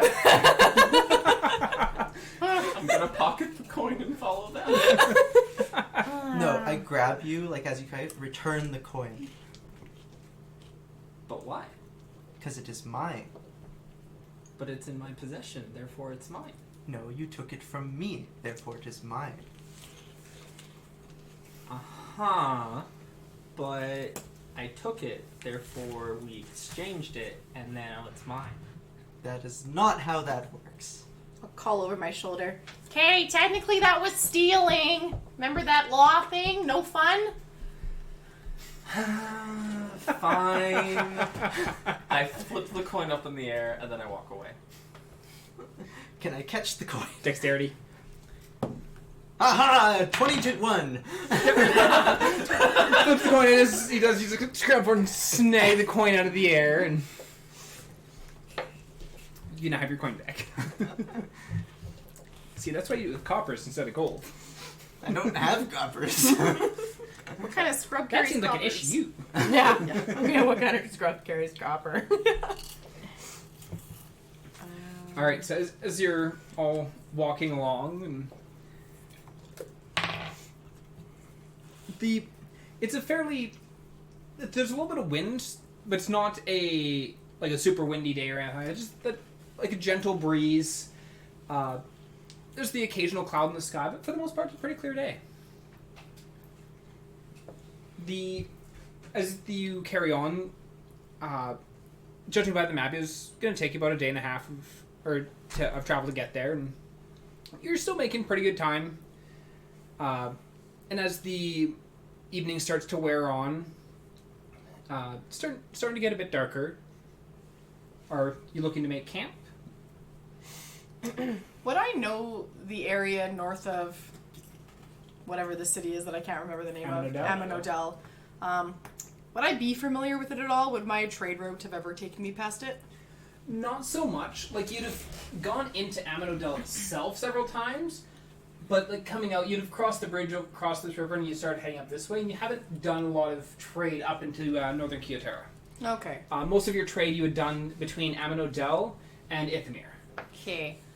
Is it foresty grasslands? What are we? Mostly, like there's some areas where there's like trees. Most of it is farmland. Okay. And so you can see the like wheat fields and stuff like that on either side of the main road. Basically, kind of picturing like going along the canola fields out towards Saskatchewan. Oh, okay. Just the endless fields of just one blanket of color. So it's like walking into a screensaver. Yes. All right. But is it flat like Saskatchewan? No, it's more Alberta, so it's still a little bit hilly. So hilly, yeah. That's a clear distinction. It's flat in Saskatchewan. Oh, what time of day is it? But this point, it's getting to be mid-evening. Mid-evening. And are there like houses in like fields, just discernible houses? Yeah, you can see the occasional house. Once again, it's several like numerous acres in a row before you'd see like a house, and then several more acres down before you'd see anything else. All right. Let's see. So how's about stopping for the night? How much farther is it? Half a day. All right then. I imagine we should probably stop for the evening. What if we go up to one of these farmers' houses and see if we can just bunk out on their land? Do you think they'll let us? They might say no, but then we're in the same position. They might say yes, and then we have a slightly safer spot. Do you think they'll lean closer to saying yes or no? I think yes.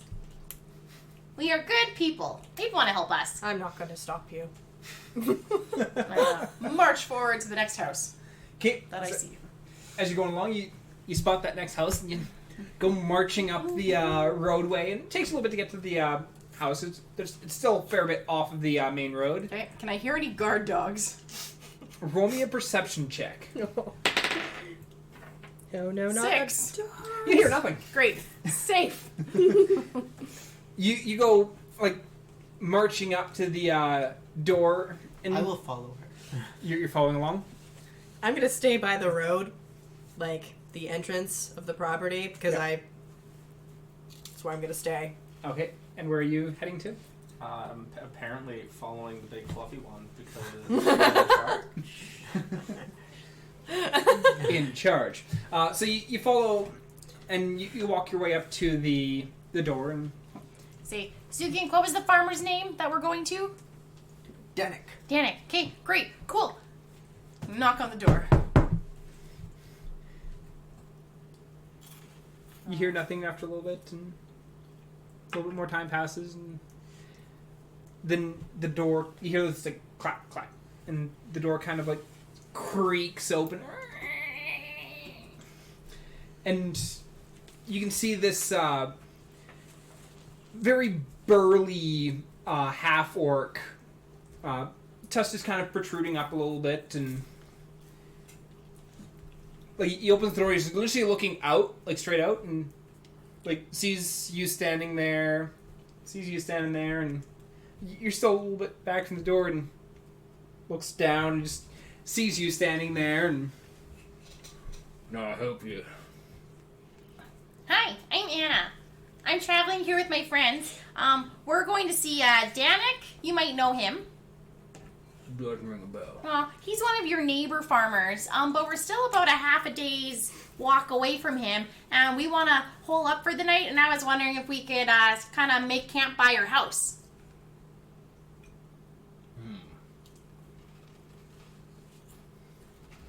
Gertrude.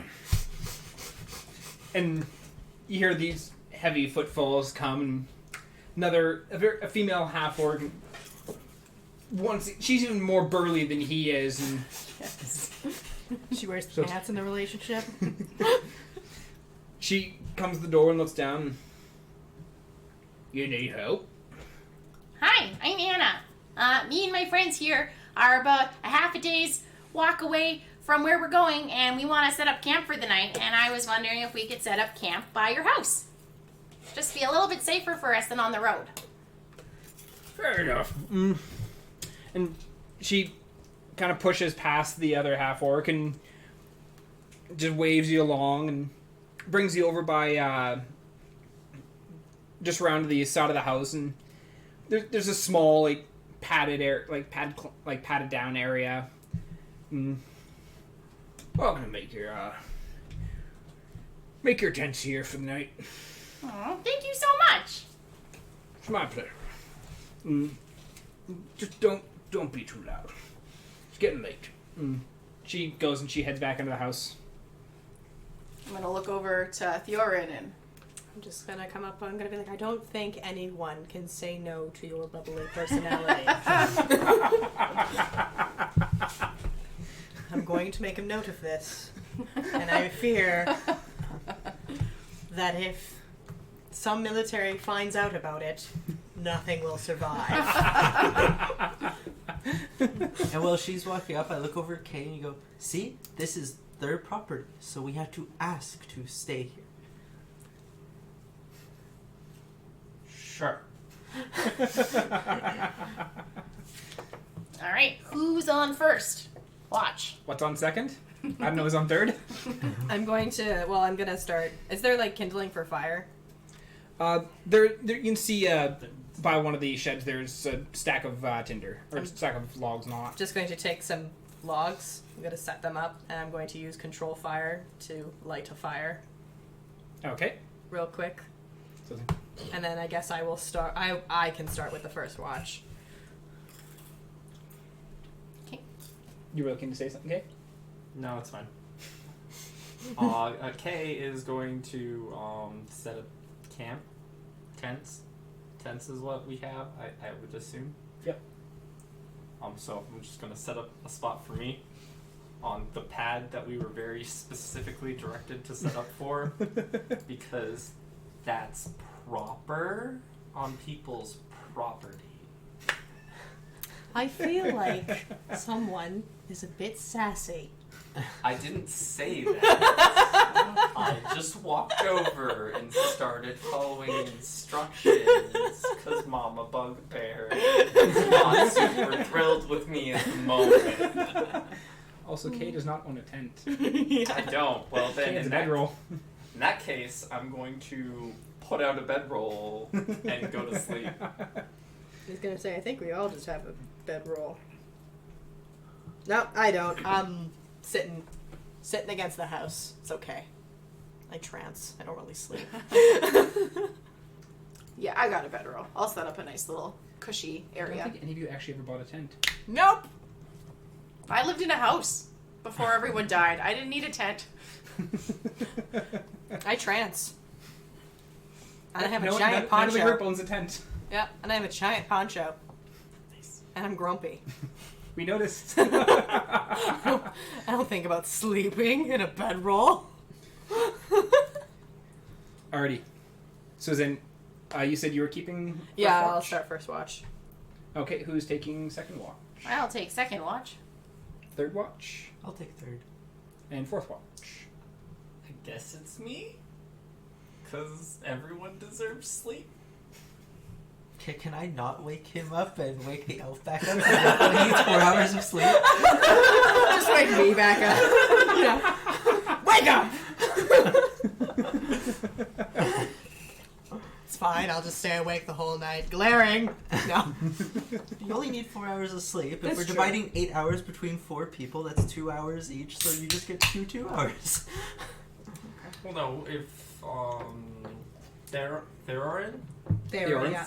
first, then there's a 2 hour, or there's 2 2-hour breaks for your 2 shift, and then you just wake her up after, or him up after the 4-hour nap. Done. Just wake me up in 4 hours. It's perfect. We don't trust me to be responsible for the party. I get it. Not yet. Yeah, not yet. Apparently. Alrighty. Let's see what the weather's gonna be like tonight. Please don't be raining. There's a bit of overcast. You're not quite sure. Like, it doesn't look like it's gonna rain, but weather. So with you taking the first watch, roll me a perception check. Oh, yay! yeah! It's time for perception, guys! Oh, yay! Oh, that one! I see nothing. You're sitting there, just like every little bit, your nose goes. I'm you watching just- Kay. You just smell animal, and you're just like Yeah. kind of overtaking. It's like, Just. I wonder what kind of farm is it, first off? most of it is like fields and all that kind of stuff, but you can definitely smell like the animals still, like the cows and stuff like that, and those to pull the plows. Okay, so they have They've got oxen. they have cows. They have dairy cows.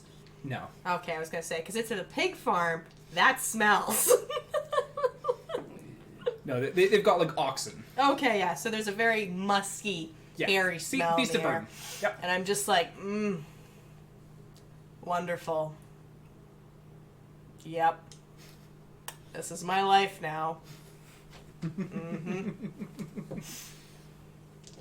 Take out run my hand over the chain on my wrist and just be like, yep. This is it. And your watch goes by uneventful, aside from the smell. I like take my. So as your watch comes to an end, You're next. No, No, you're next. Anna. Anna, it's your turn. I'm up. Yeah. I'm going to try to. It's your turn, and I just turn over. I dig myself into my poncho. Good night. I'm gonna go over to the woodpile and take a couple more logs and stoke the fire a bit and get comfy and then laser focus for danger. okay, roll me that laser focus. Yeah. I rolled a 9. Well, 9. It's a 9. So you sit down, you're like, I'm gonna be really focused, and then you have a little bit, ooh, sounds like, and you just like perk up and look off, and oh, I wonder what that was. And then you go and like poke the fire a bit, and you're just kind of. Yes.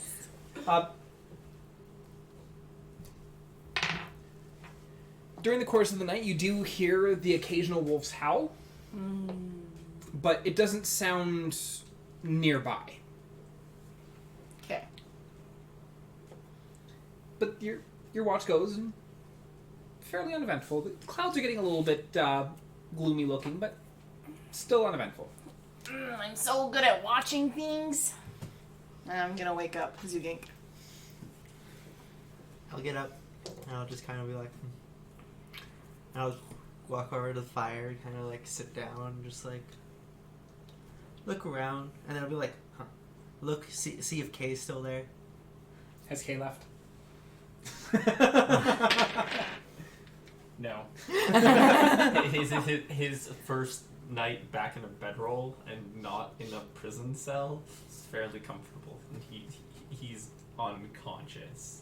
Fair enough. Probably gonna be a little difficult to wake him unless he wakes up on his own accord. Anyway, time to be Mama Bugbear and teach Kay a lesson. I'm gonna walk over and just grab Kay's bag and just go over and like sit down.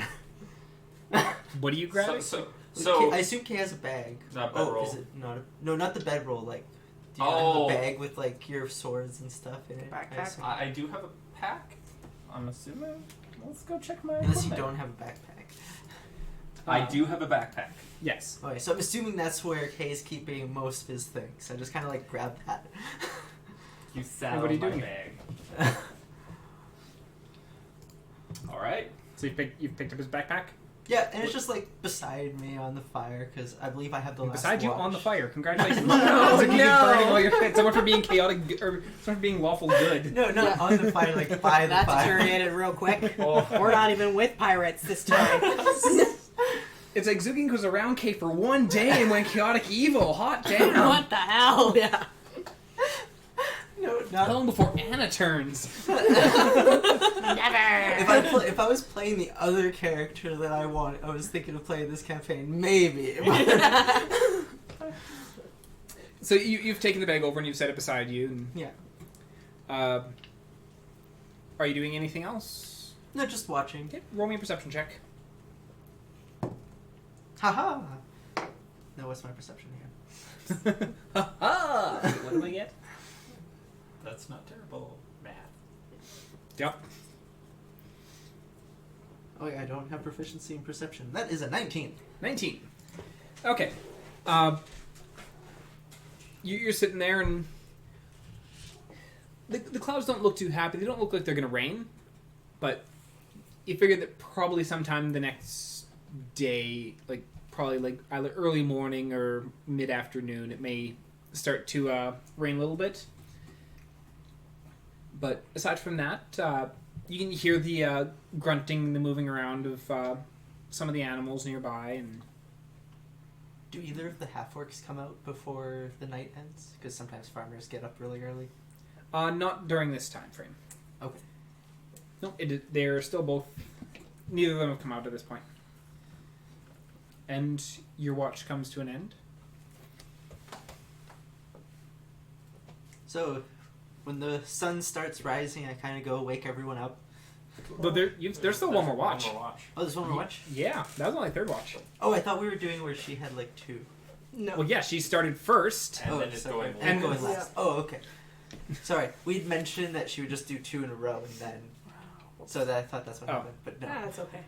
Oh, We all interpreted it differently. It's Yep. fine. Yeah. Oh, Oh, no, people have different ideas of how things went. Okay, so I wake you up then. Yes? Is it time already? Time for the last Okay, watch. good. I need to stretch. This concrete is murder. And I stand up, I stretch, and I look crack, and I go, okay. I'm awake now, and I go and I sit on a barrel, and I'll just start looking around. Did you take the kid's bag? Just make sure he doesn't run off. I take the bag, like shove it in my bedroll, and then get in my bedroll. Okay, yeah, all right then. Teaching the kid about not taking things is going to be so rough when Oh, you're yeah. taking his things. It's the hard knock life for you. All right, so roll me a perception check. Yay, it's my I've never been a favorite. parent. This made Oh, sense to my yeah. guard brain. This is 12. 12. It's a 12. You're sitting there and just kind of not paying too much attention. You're looking around, but My brain has finally turned off the ox smell. Yes, you Good. finally turned off the ox smell. It's not giving me a migraine anymore. No, Okay. but you're looking around and just kind of just watching. Then suddenly you just feel this large hand just thump on your shoulder, and looking back, you just see the large female half orc standing over you. And Good morning. how's the night? Uneventful. Thank you for letting us sleep out Good here. to hear it. Pats you on the shoulder and then walks off. Ow. Woman's got a grip. Just kind of just shrug it off and just like, oh. And I will wait a couple, because I imagine it's still quite early. Oh, yeah, it's ridiculous. It's ridiculously early. This is shortly after you woke up. Cool. I'm just gonna wait a little longer. I'm gonna kind of like watch her as she moves, I guess, out, and then I'm just gonna eventually, after like maybe 3 more hours, I'm gonna start shaking people 3 more awake. hours? 3, Okay. 2 more hours. I'm guessing ridiculously early would be 5 o'clock. Yeah, about that. Yeah, so maybe 2 more hours. Okay, so as the morning starts, you start seeing the sun rising up, and so you can go and start waking people up, Yep. or trying to. I give a shake. It's time to wake up again. It's time to go hunt wolves. Come on, let's go. Come on. Last, if I make a rap tap tap sound, you don't want your little bee friend to sting you. Eyes wide. I'm up.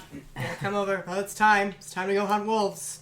I open my eyes and I'm just like immediately, just like, I go from like laying down, just immediately like sit up. Just like, yep. Yep. And then I'm gonna walk over. I'm gonna go, young man. Young man. Yes. It's time to wake up. Brand new day. Time to go fill in, make up for your mishap that you had. It's too early. No, Maybe no. tomorrow. No. It's time to get up now. And I just start, like, I pull you up, I prop you up, I sit Okay. you up. Okay, get it. It's time to go. I'm awake. Come on. Swear. You have a bow. I imagine you hunt. I imagine you know that the early, some metaphor of some animal getting something for dinner, breakfast early in the morning. Do you want me to get breakfast? No, I don't want you to get breakfast. I just want you to get up. Okay. Getting up. Okay, begins to attempt to pack his bedroll. And then can I roll perception to see if I notice my bag's gone? Yep. That one, didn't you? No, it's a 2. So, This like, is fine. This is fine. I don't know what I add to that yet. Perception would be wisdom plus proficiency if you have it. Yeah, so that's still a 5. I'm pretty sure I don't notice that my bag is gone. You start you grab some things, shove it in your bag or your bedroll, and you start rolling your thing up. But you don't immediately notice your bag is missing. Cool. So you see that Kay's now rolling up his bedroll. And Yeah, I just start donning my armor. It takes me a while to do that. I'm gonna use my control fire spell and put out the fire that we made, oh, okay. and start like cleaning up the area. Because it's not nice to leave campfires in the middle of beside houses. It's not nice. Not proper. It's like, we'll make a decent citizen out of you yet. Yeah. I mean, we just usually let fires go. Wild, it's great. And that's how we get forest fires. Do we not like those here? No, we don't. Particularly when we're on farms next to buildings full of marvelous kindling called hay bales. I'm sure the madam and the missus would love a farm on their kindling. Wouldn't you, madam? And I call over. And she's kind of like perks up. She's like tending to the odds. Perks up. Exactly. Can't quite hear what you're saying. That'd be a wonderful reward. And coming from someone whose entire village just burnt down, yeah, we want to be careful with fires. Yep. Okay. It's not hard. It's just not something I do. But sure, I guess. This place is weird. This place, as in the world? Yes. Okay, where are you from? That's a good question. I'm glad you asked. The sass on this boy. Yeah. I don't know how to explain where I'm from. Not here. That is an answer. Okay. Because based on Kay, I don't think he understands the concept of where he was and where he is now. Okay. He just knows he's not where he used to be. Alright, I'll buy that for a copper. Okay? I'm also Any from of your thoughts? not here. I imagine she's also from not here. I was not raised on this farm. Also, Anna, I believe, is also not from not here. There's a lot of us that are from not here. How coincidental. Continuing to pack Secret stuff. reveal, this is a family farm. They let you do your whole cute thing just to see what happens. Alright. Daylight's burning. Let's go. Yes. Are you giving back Kay's bag, or are you... He hasn't asked me for it yet. I don't think I've noticed. By this point, when you're trying to put your bag, or you put your bedroll in your bag, you'd be like, where's my bag? Has anyone seen my stuff? What stuff? You mean my stuff? I found this cool bow laying around. And I like pull out the bow and start using it like a guitar string, just ding, ding, ding. Wait, that's Kay's. Well, based on my logic, it's not. I really hope you can use it. Oh, don't worry, I'm quite proficient in all weaponry. Zugink, that's stealing! Just not stealing, just interestingly acquiring. Borrowing. Procuring.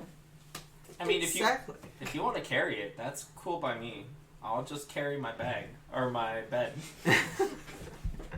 I'm just walking No. in like no armor, no weapons, like half naked Kay with just a bedroll, just like, all right. If you got like your bedroll and some underwear on. No. This makes Yeah. no sense. No. Wolves bite. Wolves bite. No. He needs his armor. We just needed him to track. It's all good. I mean, look at me. I'll attract a lot of things. Oh, the hair. It's true. And then I kind of look at you and go, you know what? You're right. We need him to be useful. And I hand you an axe. I can't really put this anywhere. Not that you want to. Zugink, the backpack. The backpack's mine. Kay It was a- sarcastically slides open his underwear and slides the Okay. axe right down next to it. That's Like, nope. hey, let's go. Nope. It was fun for 5 minutes. Give it back. Nope, I don't think he's learned his lesson. And I Zugink? start walking off. Zugink. Please. I've accepted it, so I'm walking. We are both walking away. I'm naked and I'm almost naked with an axe dangling from my underpants. It's just like it's like going into the top and just like dangling out through one of the pant legs. Yeah, and That's Zugink gonna- is carrying That's my gonna stuff. slice off. That's gonna be real awkward for That's gonna someone. be. Time out. I'm still walking. We're both walking, probably side by side. We have an understanding. Now the people getting along are the two of us. There's literally a blade in your pocket, and I don't think you're happy. Okay, let's go. I don't care. Let's go. No one's gonna take us seriously. Not at all. Maybe your bubbly personality will help us through this event. Wouldn't hold my breath. Okay. So you're all now walking along? Yep. Okay. That is one selfie I really want. Us in a line. Just committing this to memory. Just the bugbear and the human in his underpants with an axe through his underpants. This is just walking proudly, and I'm just. This is my life now. We're on a quest for vengeance, and we're walking behind a half-naked human. I thought we were on a quest to hunt wolves. You're on community service. We're on a quest for vengeance. Technically, I just am owned by Fuzzy That- Mom. no. So, like, No, I do not own you. You are currently working with me. you signed papers that said I'm yours. Fair. I'm not arguing past that point. If he thinks I own him, he'll stay with me. Hopefully. That's what I agreed to. All right, so Kay, I want you to make me a dexterity check. Sure. Oh, that's actually not terrible. That's 16. 16. So you end up getting yourself into a rhythm where your one leg taps the handle of the axe and it goes out, and you tap it again as it's coming back. So you're walking along. Just the way it's sitting, and the way you're walking, you're keeping your boxers up, while this axe is just dangling through the pant leg. Perfect. Alright. So as you are progressing along, you do end up, or you start to see the, or some of the farms kind of become a little bit more sparse, and a little bit more of wooded areas along the sides. And you end up, like taking a look at the map, you can see that you're getting fairly, over the course of the about half day's journey, you're getting fairly close to Danek's farm. And so as you're approaching, you start seeing the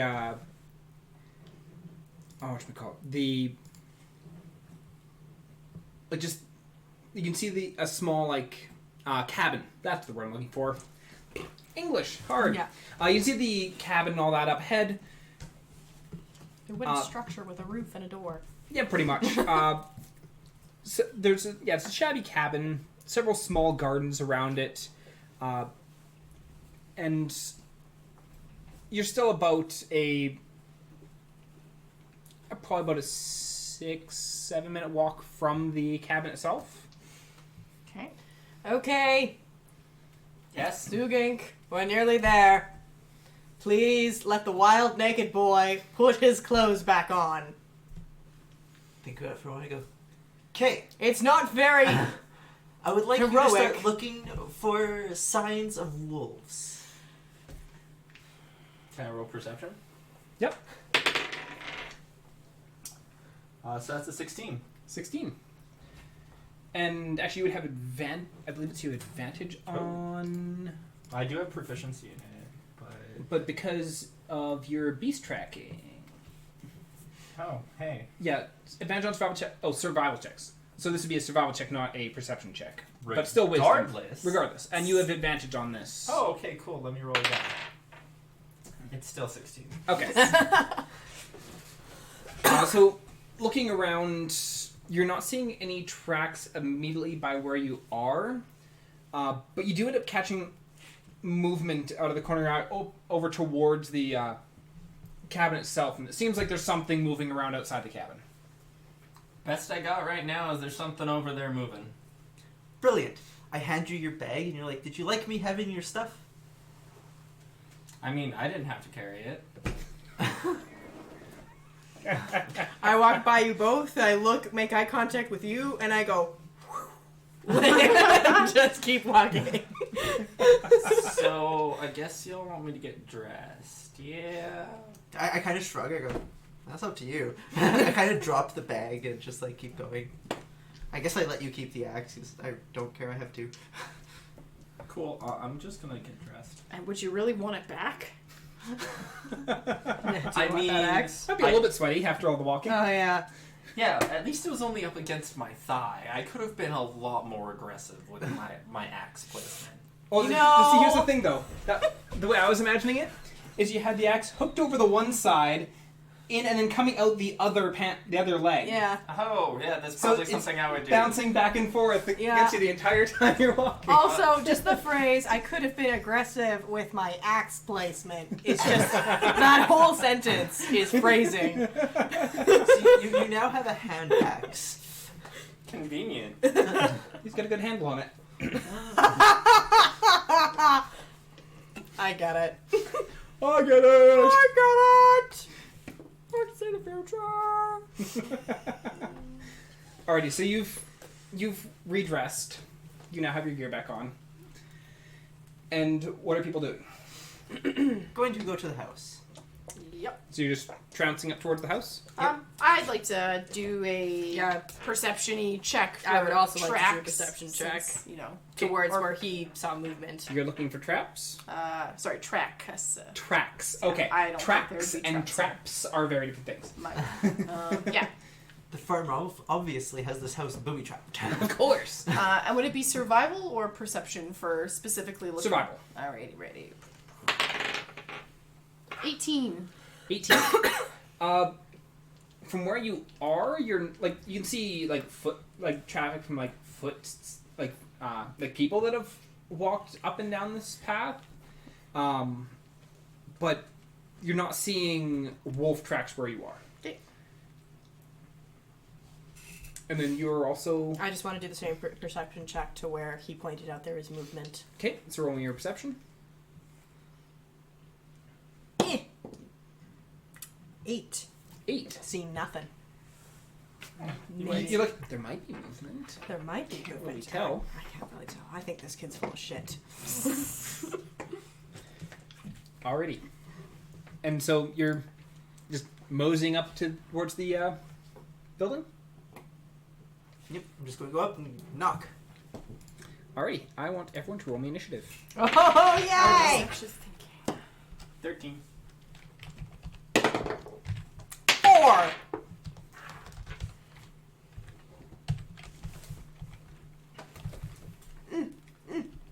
Eight. I was not prepared for combat. It won't. I was just like, door. It won't unlock. God damn. There we go. Zugink is 8. Anna. 7.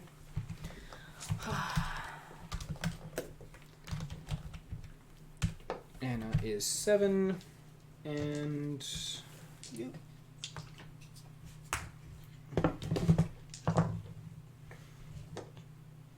Okay, so we have.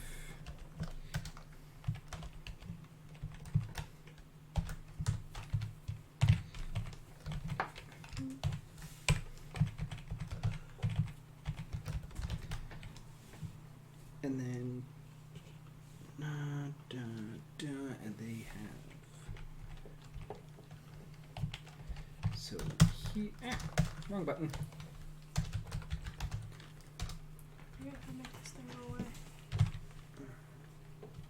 That is that. Wow, you guys did not roll well for this initiative. Nope.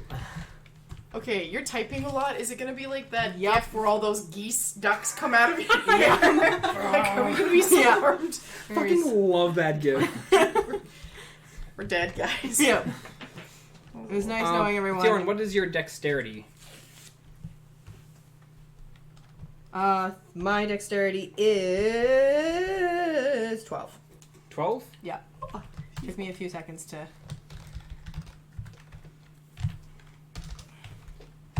How do I get rid of this? Your screen is still just the logo, right? Yeah, it's still Yeah, the it logo. should That's because I haven't shifted it yet. Okay, Yeah. I figured. Also, we just have the thing. We have the little thing that's up.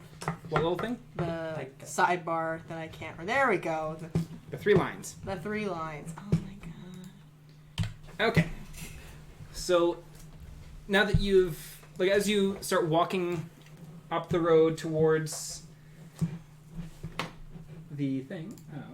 This is Hey. there. I believe. Yes, there we go. So as you're walking up towards the house, you can see several wolves moving about the outside of the building. Oh, joy. Circling around the house. You can hear some of their snarling. You can hear one of them being scratching at the building itself, trying to claw its way in.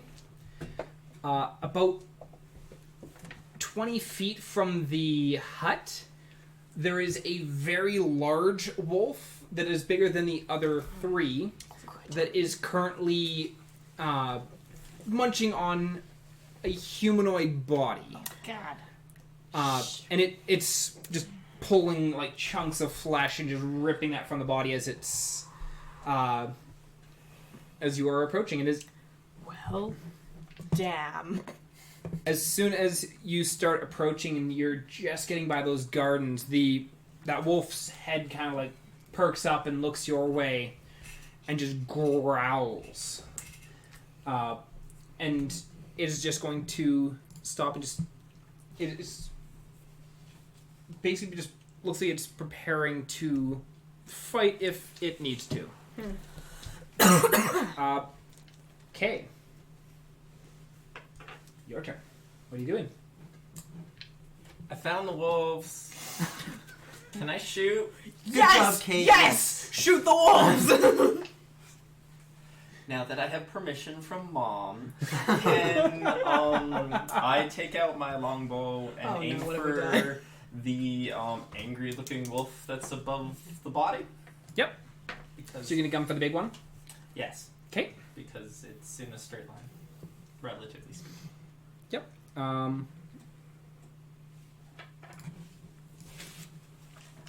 yeah, you've...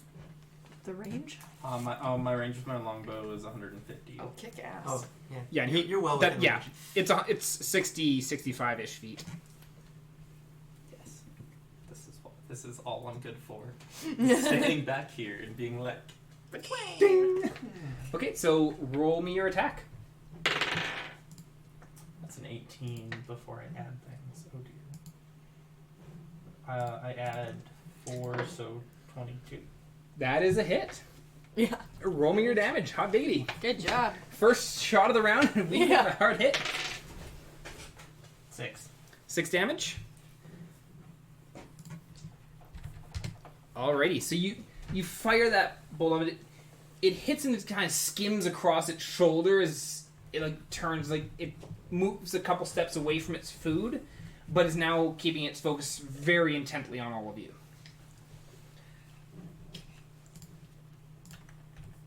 And now that wolf, you're able to see the ping? Yes. Yep. Spiffy. 1, 2, 3. It's going to move up here and be kind of standing alongside the fence of the one of the gardens. And it is going... It's ready to fight if someone comes near it. The second wolf is going to move up a couple steps, and it is also it's watching but not wanting to immediately rush in. Zugink. I am going to pull out my glaive and prepare my action for as soon as anything enters reach, I'm going to attack it. And you're just standing where you are? Yes. Okay. Anna. I'm going to hopefully not get myself killed when I move a wee bit closer to the... Do I hold my character to let that... No, that's just pinging it. Like once, and then... Yeah. One moment. Let me see what... Give it a try now. Oh, yeah, there we go. Instantaneous. I wanna move more in sight of the wolves because I saw the one kind of by the fence.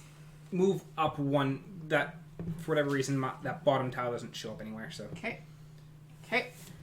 And using my crazy animal handling inclinations, even though they're not bugs, I wanna whisper sweet nothings to them and try and see if I can calm them down. So you're trying to calm the Angry, wolves? snarling wolves. Okay. And do I notice if there is black ichor protruding from their maws? Roll me a Well, let's start off with your animal handling. Okay. 17. 17. You can't, and you're trying to do that to these wolves here. Yes. So you're gonna try and like. I don't know. It's okay. It's okay. You're just hungry. I get angry when I'm hungry too. It's okay. And you watch as the wolves turn their head to the big one over here, and it just has this like flash of anger in its eyes, and the two look back to you and just snarl. All right. And roll me a perception check. No, great. That's a natural 1. You see nothing. You Wow. have no idea what's going on with these wolves. These are Wow. angry looking wolves. It's like, those are teeth. That's a Why? lot of teeth. My, what big teeth you have, Mr. Wolf. Okay. Guess that was my turn. Okay. 1, 2, 3.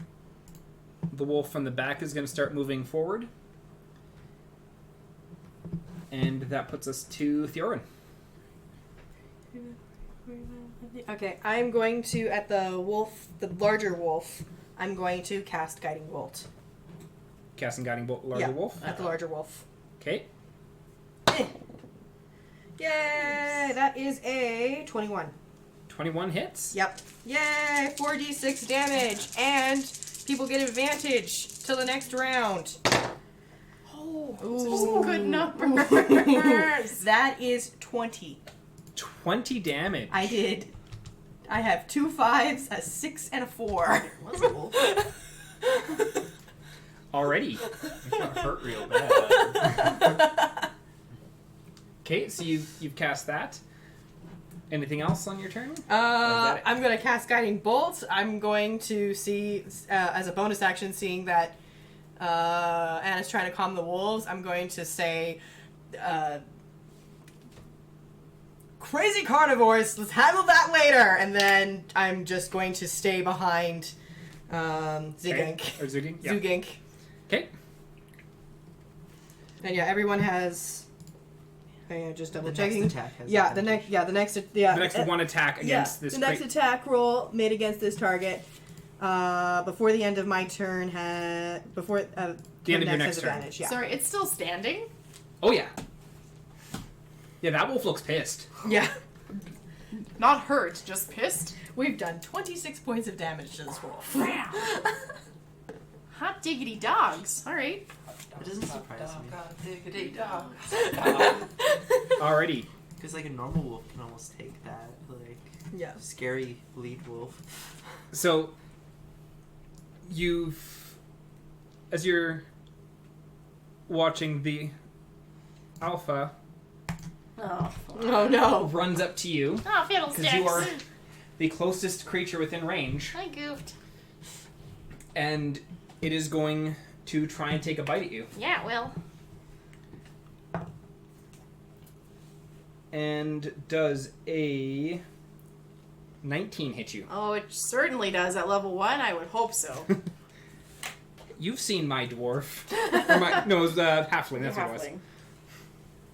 Okay, and that is... Roll me that sick damage, bro. Oh, that's not too bad. That's only 2, 3, 4, 5 damage. Oh, it's okay. It's only half my health. Yeah. That's I was gonna fine. say, how much health do you have? I have 10. Okay, cool. 5 now. Yeah. So you take the 5 points of piercing damage, and I need you to make a strength saving throw. Oh no! You can do it. Believe in you. 14. 14. As you take this hit, you kind of stumble back a bit, but you're still on your feet. Ow, bad dog!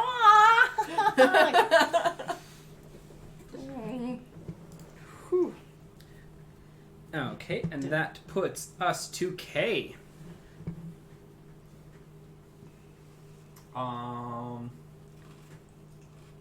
Do I still have clear line of sight for the angry wolf? Because there's clearly now a person in between me. There's and now a the wolf. person in between you and the wolf.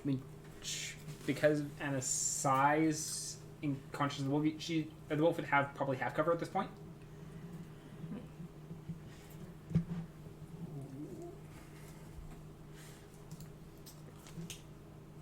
I was gonna say you could step down.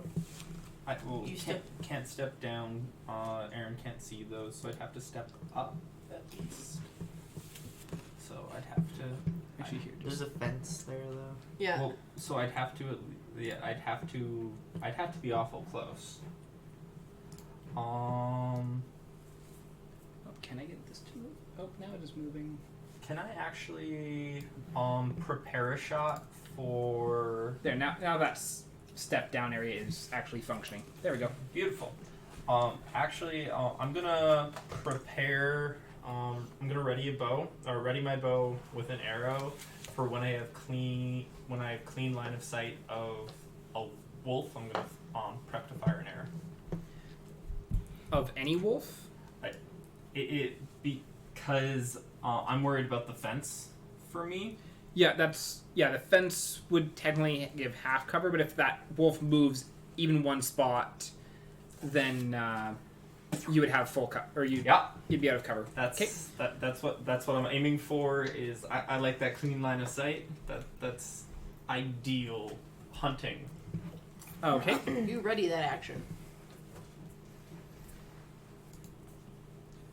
Alrighty, so you have held your action.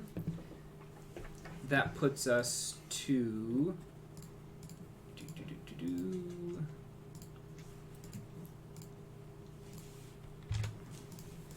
this wolf's turn.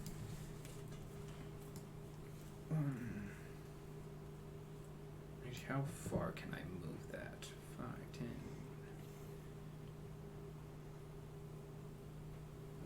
5, 10, 15, 20,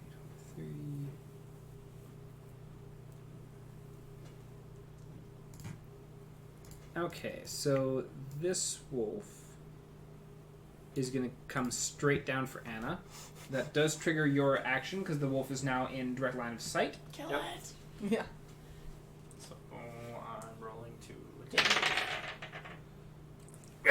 Is that a nat 20? That's a nat 20. First nat 20 of the session. No? Yeah. Yeah.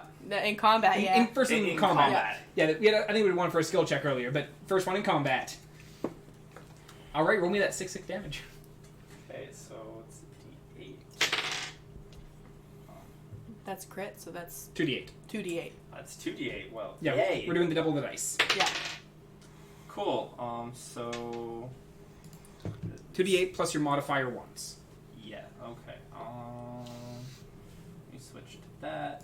So that's only 9 damage, unfortunately, because one of my damage rolls was a 1. Oh.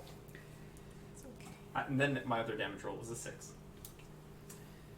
So as the wolf just clears that fence, you're just tracking it as it goes. You draw back, fire that arrow, and it goes into its skull. That wolf drops just as its face is passing the end of that the fence. Your arrow strikes true. Sniped. Awesome. Bad dog. The next wolf is going to go 1, 2, 3, 4, 5, 6. This does trigger your attack, Zugink, because it has now entered your range. That is a 4. Yeah, 14. Okay, you do hit. Where are my d10s? There's d10. What up? Oh. Oh, I know that that is sound. that is a regretting not taking the two-arm master or two-handed master, because that is 4 damage. Okay. So you kind of clip it as it's running in, but it runs straight up to Kay, having just seen Kay murder one of its pack, and is going to take a bite at you. Okay. And does a 14, 15, 16, Yes. 18 hit you? Just yes. He started counting up. And that is 3, 4, 5, 6 points of piercing damage. Okay, how much health do you have? 12. Okay. And I need you to make me a strength saving throw.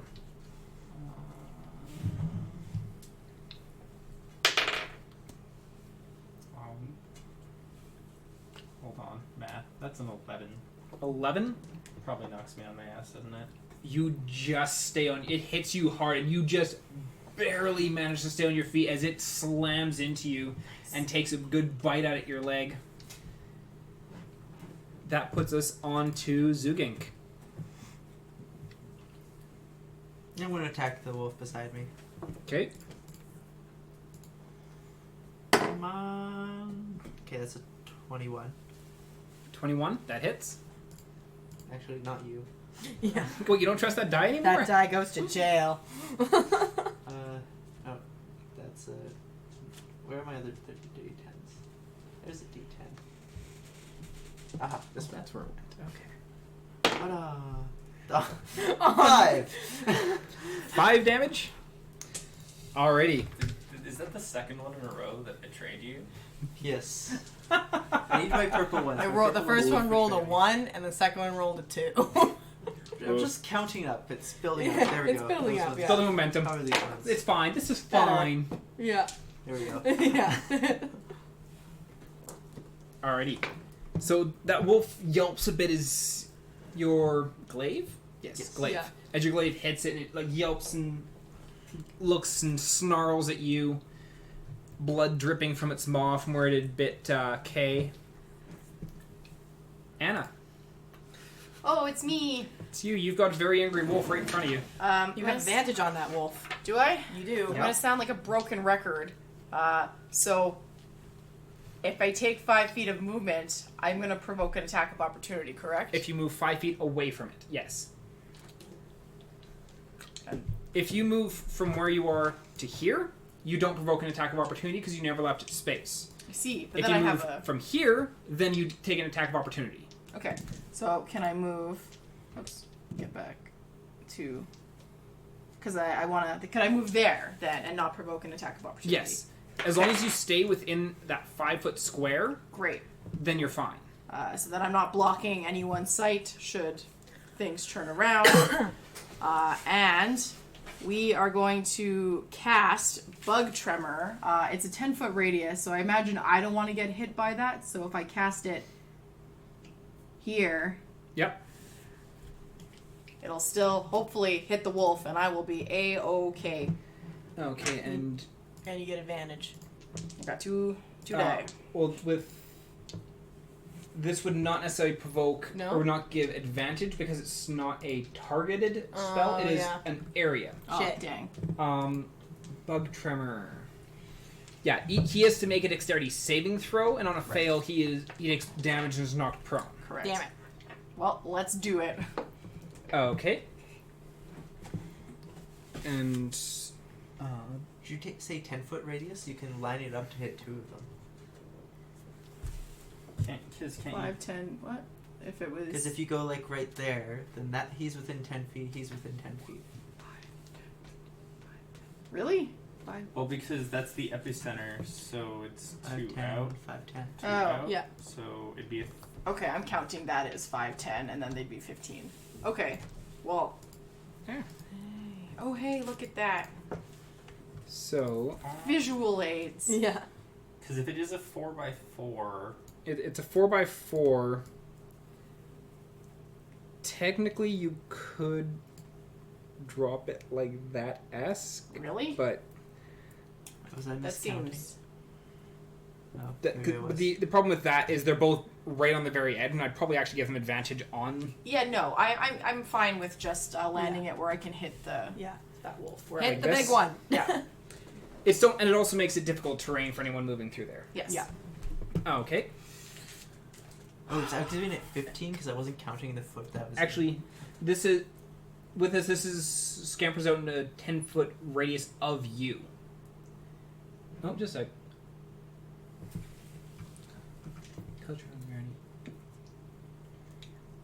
Oh, yeah. Oh no! So yeah, it's with you as the epicenter. Oh, okay. So, everything regardless, it doesn't hurt us, and Yeah. it will Yeah. hurt that wolf. Yeah. So we'll just. Yeah, we'll just move that there. Cool. It still creates Actually, at that point, Difficult terrain. difficult terrain. that would be like that, technically. Yeah. With you as the epicenter, 10 feet in all directions. Okay. Okay. So Wolf needs to make a dexterity saving throw. Yeah, hit me with it. Hit me with your best shot. What is your spell? Oh, he nat 20'd. Damn! Son of a bitch! So as this swarm of bugs just like rise up from the ground, start scattering out from your location, the wolf kind of like hops and like very dexterous like steps out of the way of each of these bugs, finds a spot to plant itself, still right in front of you, but is not encapsulated by these bugs. Lame. Can I go? Huh, that was really impressive. Damn. That wolf's a good dancer. Got a good dance partner over there. Frickin' 2 left feet. And 2 right. Alright, now 5, 10, Well, crap. 15, Well, you 20, tried. 25, 30, 35, 40. That wolf can just barely get to there. Oh, because yeah, Oh, he's boy. just slowed a little. Damn. Yeah. Yeah, it got slowed down and it lost an additional 5 feet of movement in the one square that it passed through, but it gets up to you and it is going to take a bite at Zugink. Unacceptable. Yeah. And it has advantage on the attack because there's another wolf right beside it. What? Pack tactics. Yeah, factor. But we're a pack. You don't have pack tactics. You need to be a kobold. Then you get pack tactics. Gold. Damn. 21 to Okay, hit. that definitely hits. Holy shit. I have a good AC, not that good. Somebody take out one of those wolves. I did. Yes, we need to take out more wolves. So that is 5 points of piercing damage, and I need you to make me a dexterity or a strength saving throw. Those I'm good at. That's as a non-natural 20. Non-natural 20. Already. You take the hit. You've taken hits before. You just soak up that force and just plant your feet. Just it hits you. It gets the bite on you, but you don't budge. Theioryn. Who do I That one's gonna have? hit. Yeah, I was gonna say, who do I have the best? I kind of want to hit the main wolf though because it has Well, you advantage. do have advantage. Might as Yeah. well use that. Yeah, exactly to use it. Do I have good line of sight towards the big wolf? Well, 2 of us are in front of you. Yeah. And there's 2 wolves. Yeah, and there's 2 wolves, so I'm just trying to think of where the best place would be for me to get to position to see that right there. Maybe. Maybe. That's scary. Actually, I'm gonna move. If I can move myself down. Oh, we don't have control. Yeah. You We don't have should. control. You're Yeah. set to all players. We don't You have control. Oh, there we go. Okay, yeah, move me down there. All the way. Yeah, right there. And then I will cast. Well, first off, bonus action. You can hit it Yay! without it gaining Yeah. any kind of advantage. Bonus action, because I don't know how much health this big wolf has, and you two are a little bit beefier. I'm going to cast Healing Light on Anna, because she's the squishier of the three of you guys. So you get 2 health back, so at least you can take a hit. I'm thrilled. And then I'm going to cast Eldritch Blast on the large wolf. Okay, give me that roll with advantage. I gotta do math in my brain. 17. 17 hits. Hooray! Hooray for frickin' I only do 3 damage. Okay. Because it's magic. Because magic. You don't add anything to magic. Your Eldritch We Blast don't have fires any off, vocations, yeah. and that warbling mass of black energy swirls and hits him into the side, and you see it kind of writhe a bit as it turns its gaze towards you briefly before looking back towards Anna. Oh boy. And that puts us up to that wolf's turn.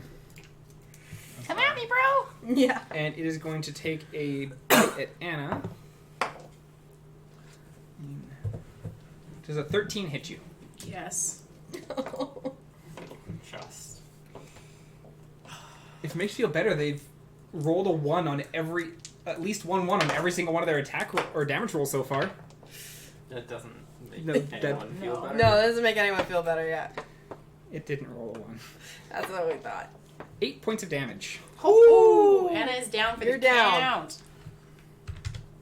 So Anna is currently unconscious. Wait, what? Oh no, I'm doing this wrong.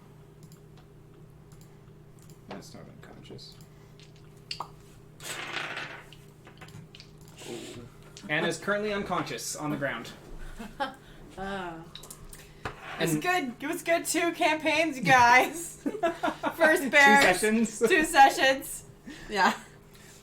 That wolf gets a good solid bite on you, and as you're trying to pull away, it just throws you to the ground. You gasp for a moment as things kind of fade out a little bit. Yep. Okay, it is your turn. I'd like to take one of the short swords that are on my persons and attack the wolf that's directly in front of me. Okay. The one that so kindly bit a that one. How do I paint Yeah. This one? Just hold- Yeah, that one. that Haha. was the Yeah. one. Yeah. Because the one that so kindly is bleeding or caused me to bleed. Mm-hmm. I'd like to hurt it real bad. He gifted you blood outside of your body. Oh, that's a 12. 12 does not hit. Rip. So you swing that, and it just hops back just enough to miss your blade as it kind of barks and snarls at you as it steps back and ready to attack.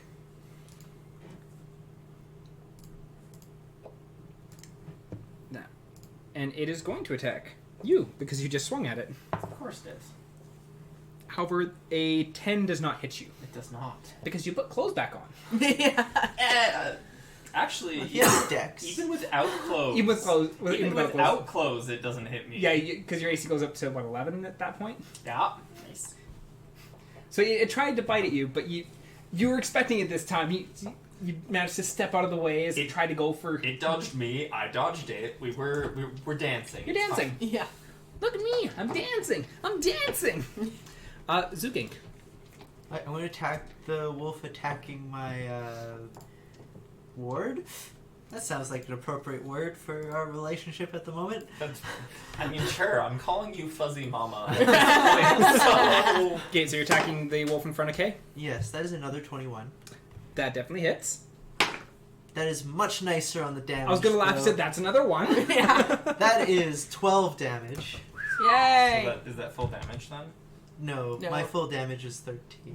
Well, it's almost full. Yeah. Almost full damage. You I take rolled a your 9. blade and you bring a solid hit down, cracking down on that wolf's skull, and as it collapses to the ground.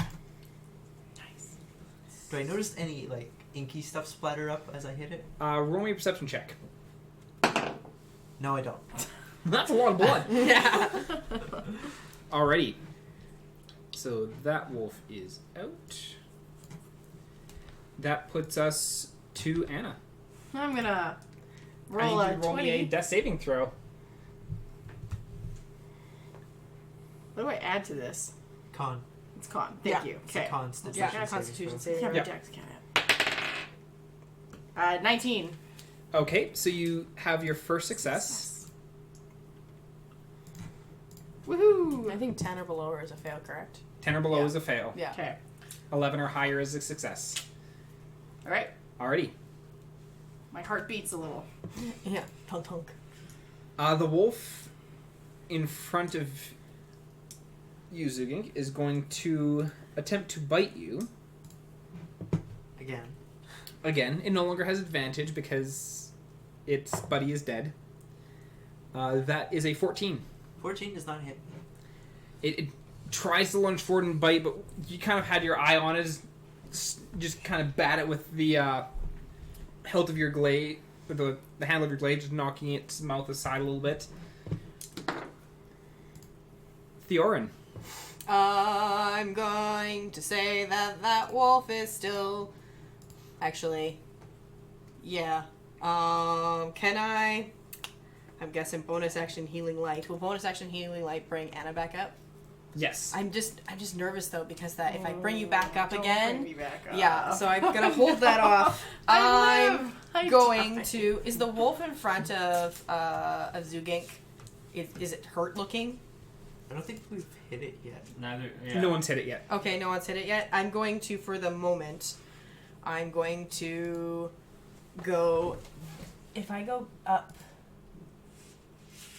Ow, I can't. I'm having a hard time moving myself. Yeah. Where are you trying to move to? I kind of want to Hold move and ping. up here, and kind of over. I don't really have proper line of sight towards that wolf, do I? Towards Alpha or towards the one in front of Zugink? The one in front of Zugink, It would have half cover because of the fences. of course. So if I go behind Zugink, it would still be behind Zugink. I think you would have 3/4 cover at that point because Yeah, full cover. Okay, well, I'm just going to stay where I am, I guess, and then I will shoot the little wolf in front of Zugink with another Eldritch Blast. shooting the one in front of Zugink. Yeah. Okay, and because you're firing through K, it's going to have some cover. Okay. You can take a couple steps forward here. I could. I'm just worried of that wolf rushing me. Or why don't you Sure. just aim for the alpha?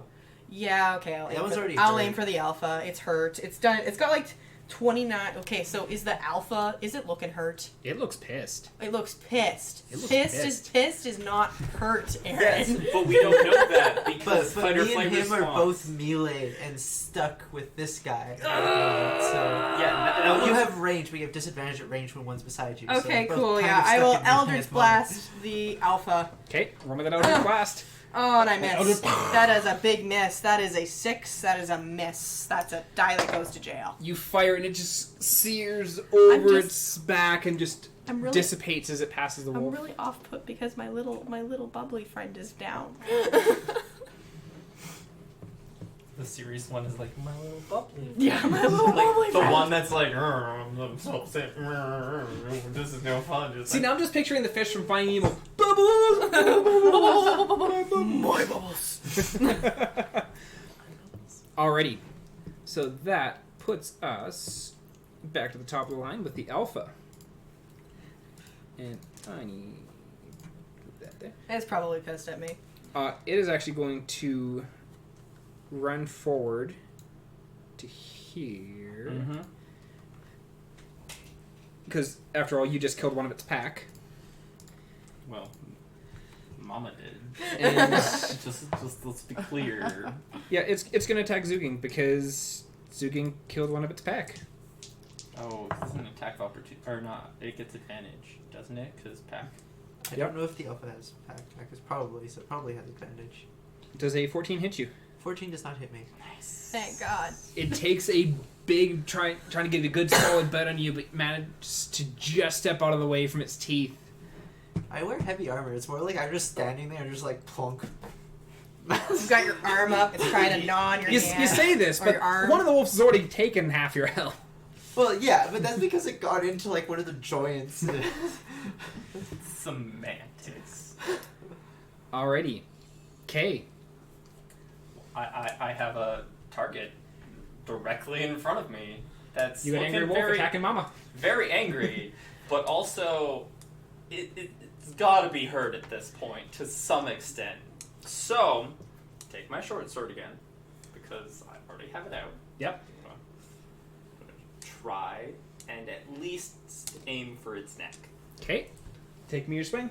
Nice. So that's a 21. That is gonna hit. Yay! Roll me that damage. That sweet, sweet damage. Wait, that's not the dice you roll for damage. That's the dice I roll for arrow damage. So that's 5 damage. Alrighty, so you hit it and you don't get quite hit the neck. You get it into a bit of its shoulder and it winces and you pull the blade back free from it. Zugink. Elva's here now. Actually, no, let's deal with the one in front of me. See if I can get rid of the little one. So we take a swing at the one right in front of me. Okay, roll me your attack. That is a natural 20. Oh. Let's see that sweet, sweet glaive damage. Oh. Was that 2 1s? No, No. that's Aw, a that base. made me That's laugh. 18. Yeah, 18 damage. yeah, that wolf dead. Or is it You bring your glaive back and just smash. It doesn't connect with the head, it connects with the spine. You just watch its spine give as you drop all this weight into its back. And that wolf is very dead. Leaving just the alpha. And Anna. I'm still here. Speaking of Anna, Speaking of which, roll me that, please don't roll on that one. yeah, that's 2 fails in that one. Oh, but it's a fail. Oh, I'm still dying. I'm still dying. Ooh, ooh, ooh. Alrighty, so we have 1 success, 1 fail on Anna. That wolf is dead. Theioryn. well, I'm gonna run over to Anna. That would invite an attack of opportunity. If I run past. Uh-huh. Oh shit! I'm not going to run past. Not gonna do that. I'm okay. Son of a bitch! I wish I could go down 1 and over, but I can't. Actually, no. I can still bonus action. Pop you back up. You're not within range of that wolf anymore. So, yeah, I'm gonna bonus action pop you back up. Okay, so you're casting... with healing light, Okay. and you get 1 hit point. Congratulations, Smell. You are no longer dead. You're not dying. Woo! And then You feel this surge of air come into your lungs as you gasp, and Yeah. you can still feel like your arm throbbing from where the wolf bit you and threw you down, and your back's a bit sore as you feel these bugs like crawling over you as it's thrown you into the the bug swarm that you had conjured up. And then, I guess it's not quite. I don't have quite line of sight of the alpha, do I? Because it's in front of K. Let me grab that ruler thingy. Because you're barely firing past, you'd be able to get a straight hit on A straight hit? Okay, Yeah, 'cause well, I'm going to Eldritch Blast it. Yeah, the line barely touches the icon, so... Okay. I'm going to Eldritch Blast it. That is a 22. That is a hit. And I'm going to roll, actually... I'm going to roll this one, because this one's more of my friend. Nice. This one is I do 6 damage. Alrighty. And then I'm going to move up. Because I can still move. And I'm going to move up over here. Get the fuck away from that wolf. Because I have the least amount of hit points from you guys. To be fair, you currently have the most hit points. the most amount of hit Yeah, points. you have the highest hit all points of out of us. anyone. You have not taken a hit this round. You have the highest health. That's right that I'm doing my job. now. Oh, I just realized I done goofed. I will fix that later. Alrighty. So that puts us to the alpha's turn. And Kay, you hit that wolf. I did. That wolf doesn't like that. And he's going to take a bite at you. Why wouldn't it like me hitting it? It's That is a 16 to hit you. That's unfortunate. I love how you put that. Oh, that's unfortunate. And it is going to take its bite. That is 7 points of piercing damage. Good night. Kay's down. As Kay falls to the ground. The wolf gets a good solid bite, just yanking your leg out from under you, and just as your body slams to the ground, you hit your head a bit, and you slowly start to fade out a little bit. And Level 1. it is your turn, so that is give me a death saving throw. We're not going to lose my ward this early. Oh, that's a death. That's a fail. Was that a nat one or just a... No, that's just a fail. Okay, as long as it wasn't a nat one, because nat one is 2 fails. Yeah. Oh, trust me. I know. So this isn't Kay's first death. No, Kay has come very close. But... Alrighty. Zugink. Your ward just got Fuck it dropped. up. Fuck it up. Yeah, it needs to take a good hit from my glaive. And... Fuck! Nope, it doesn't take a hit from my glaive. Fuck! I kind of like go to swing and I'm just like, oh no. And I,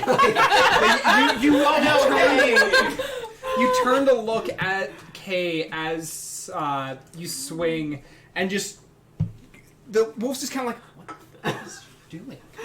As you like completely miss.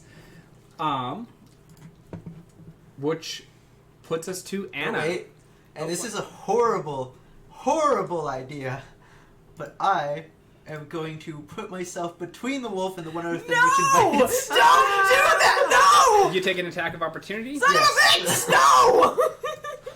Okay. What are you doing? Protective instincts.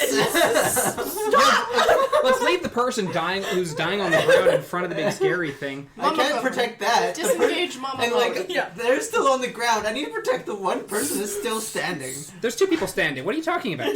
But she never stood up. She hasn't stood up yet. True. Yeah. Oxygen returned to her lungs. Does a 17 hit you? 17 does hit me. 17 does hit Son you. of a bitch!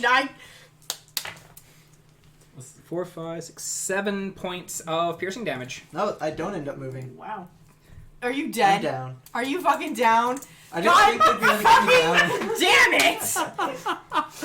You're gonna kill the whole party! Everyone's dead to one fucking wolf! I was like, my AC's good, my health is okay, like... No! Health is okay. I'm like, even if they hit me, you know, they might bring me down and I'll just, like, second wind. Oh my god! Alrighty. So as... It wasn't necessarily the best move, but it was the move I was going to make. Maybe this is like Team PK already? Yeah! Jesus Christ! Alrighty. And that puts us Just kill the wolf. to Anna. Trying to! Anna, it's your turn. Shit. My best spell will hurt Kay. Well, I'm already unconscious. Yeah, but if that's you take- if you take damage, then next another death save. Yeah, that's That's another death. another So automatic it's- fail. Yeah, that's Not. an automatic fail. Oh god. Alright, I'm gonna look over and see that shit has just gone south. Yeah. And I can't see Theioryn. Yeah. Theioryn. You can call me Theioryn. Theo. Can't see him. I see my other teammates on the ground, and I'm just gonna reach into my pocket and go, save them, little friend. I'm gonna send off a Your firefly. It's like, God, Jack, I got nothing. Yeah. Okay, roll me that spell attack for the firefly. All right.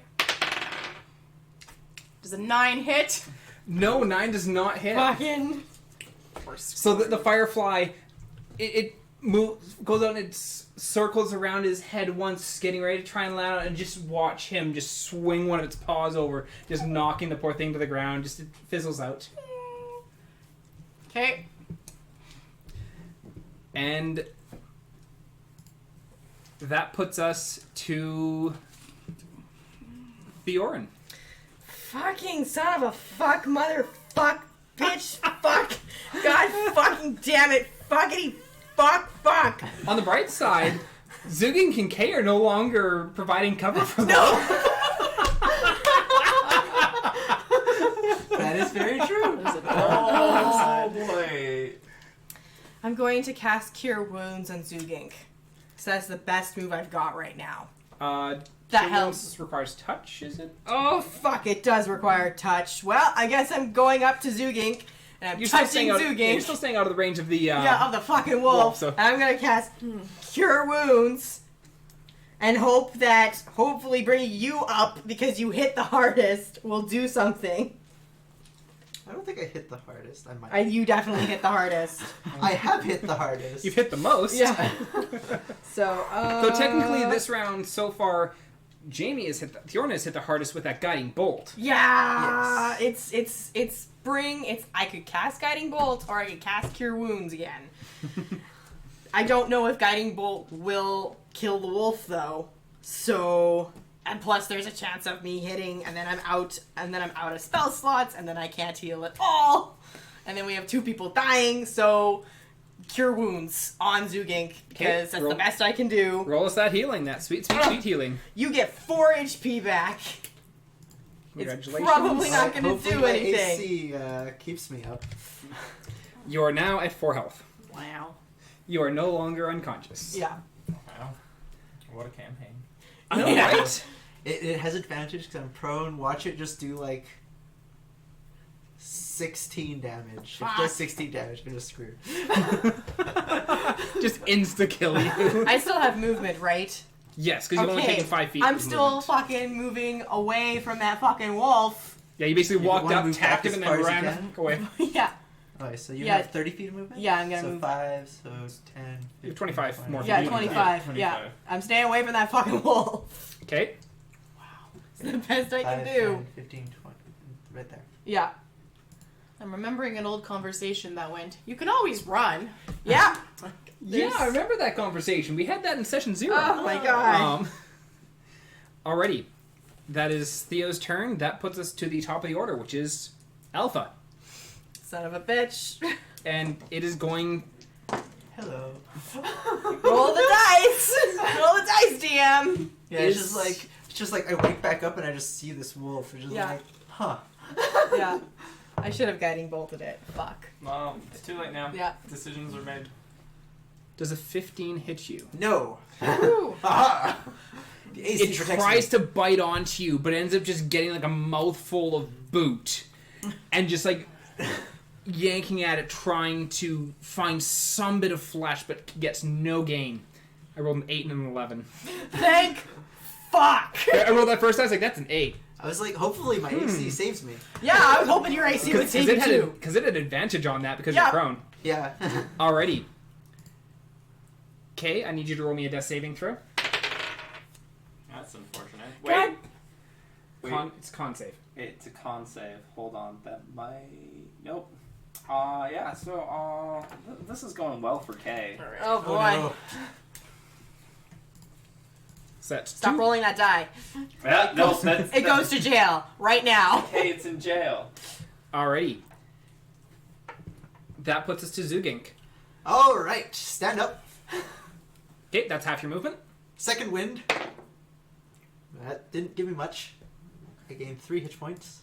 Okay, that that's puts you up to 7. Yeah, that's enough that you might be able to take a hit from it.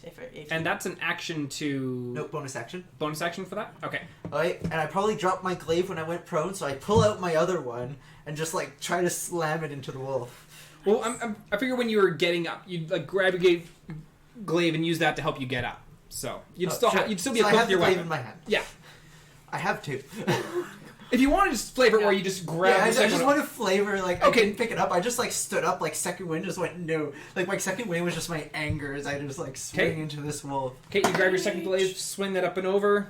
That is a 16. 16 hits. Roll me Thanks, that Mark. damage. Damage. Which one? This was the... Heard it. Yeah, Nope. heard it. Maybe. Yeah, this one. Heard it. That is 7. How do you want to do this? Okay, so, as I, like, stand up, I, like, second wind just, like, anger, and I just, like, bring it down, slamming in the wolf, and as it goes down, I kind of just stand on the wolf and like drive it in. I'm just like, no, down. I would like to point out that this thing had like 41 health. That's a lot of fucking hell. Crap. Well, technically you overkilled it by 2. But... Good. Yeah, but I'm just like, down. Yep, as you pin that wolf's head to the ground with the top of your glaive. And with that, the wolves are dead. Thank fuck. I run and I book it to Kay. And I'd like to... I'm rolling medical, I guess, or medicine, to try and stabilize him. Okay. Do you have a medicine kit of any kind? I don't think I do. Shit! Well, yeah, do you have a healer's kit or Anna's still anything? Oh wait, yeah, that's right. You're still here. I'm just trying to put my hand on it to stem the blow, the blood flow. Walk on up beside you and it's okay. I'm gonna open up my fanny pack, and out comes the gray, slimy, writhing slug. And I'm gonna go to town on your body and your face and your neck, and I'm gonna coach you real good, buddy. So, As this is happening, I'm just kind of Cure looking and wounds. just like, shiver. So I'm like, I'm glad that one healed me. So, okay, as breath refills your lungs and you gasp a bit, as you can feel the pain gradually subsiding, but it's replaced by this oozy slime as this slug is like gliding across your body. Okay, when I open my eyes, where's the slug?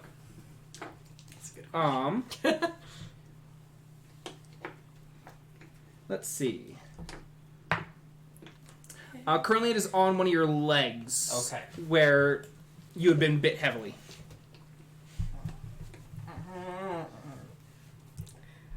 What is on my leg? It saved your life. Take it. this is helping. Heal for 9. This is helping. Beautiful.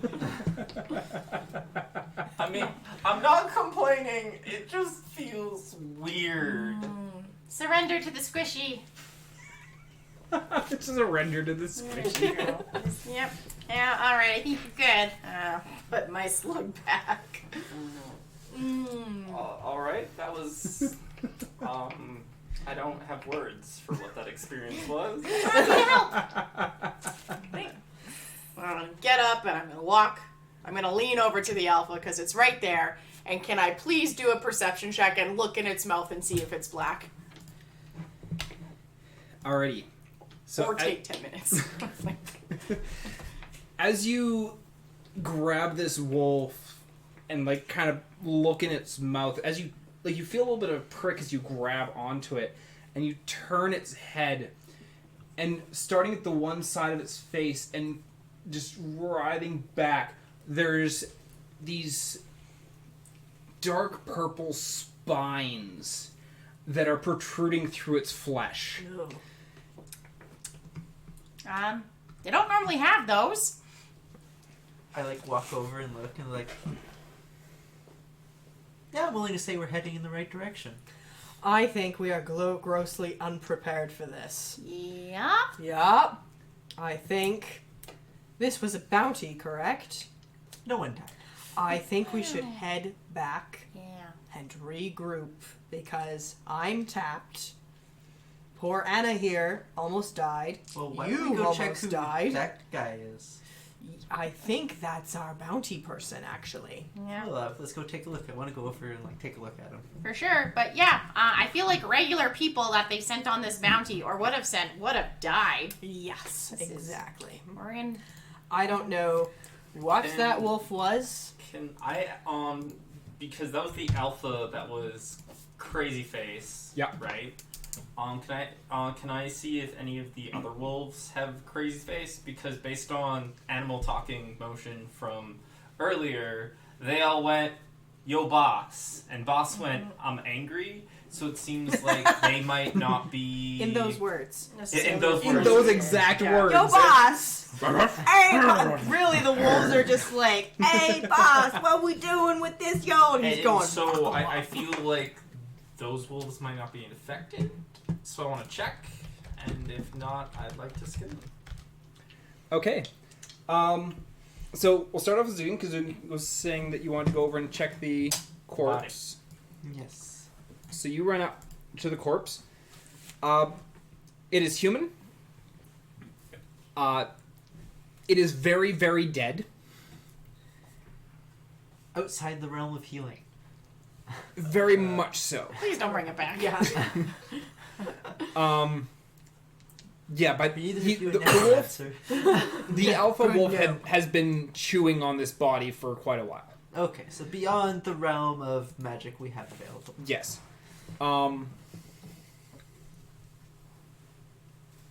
As you're going up and inspecting the body, you just hear, "Are they dead? I don't hear the wolves anymore." From inside Hello? the house. Yes, from inside the house. I like rush over to the door and I'm like, yes, they're gone. Who are you? And so you are heading over to the door. Okay. Investigating the other corpses, or investigating the corpse of the other wolves, you're not... Like, there's a couple of them, like, on their snout, it's starting to spread, but not anywhere near to the same extent as it has on the alpha. The alpha, it had taken over much of the one side of its face, and it started spreading down its neck and into its shoulder. But the other wolves are not... they're showing a little bit of it, but not the same extent.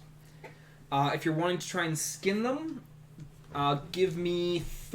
Well, are you trying to skin the alpha as well, or no? No, because nobody wants to deal with whatever the creepy shit is. At least with the small impact on the other wolves, I can kind of avoid that and hopefully be better off. Because I Okay. don't know what the spiny things are, and that seems kind of sketchy. Okay, sounds good. So roll me a survival check to try and... Or 3 survival checks to try and skin the wolves. 13, 5, and 8. Okay. So the first one, you get a fairly good skinning going. It's like, it got the rhythm, it got the flow, and then you get to the second and third one, you just butcher them. But you've got one good wolf pelt. You remember that one of them is the one you shot through the head, so it's got the less. It's like in the Hunger Games, clean through the eye. It's perfect pelt. The other two, then They got hacked and they slashed. got hacked and by slashed. the, Cool. So I have one wolf belt. you have one good wolf pelt, yes. And it has a couple barbs coming out of its snout. You can just grab and kind of pull and rip those out. So the wolf pelt, for the most part, looks pretty unscathed.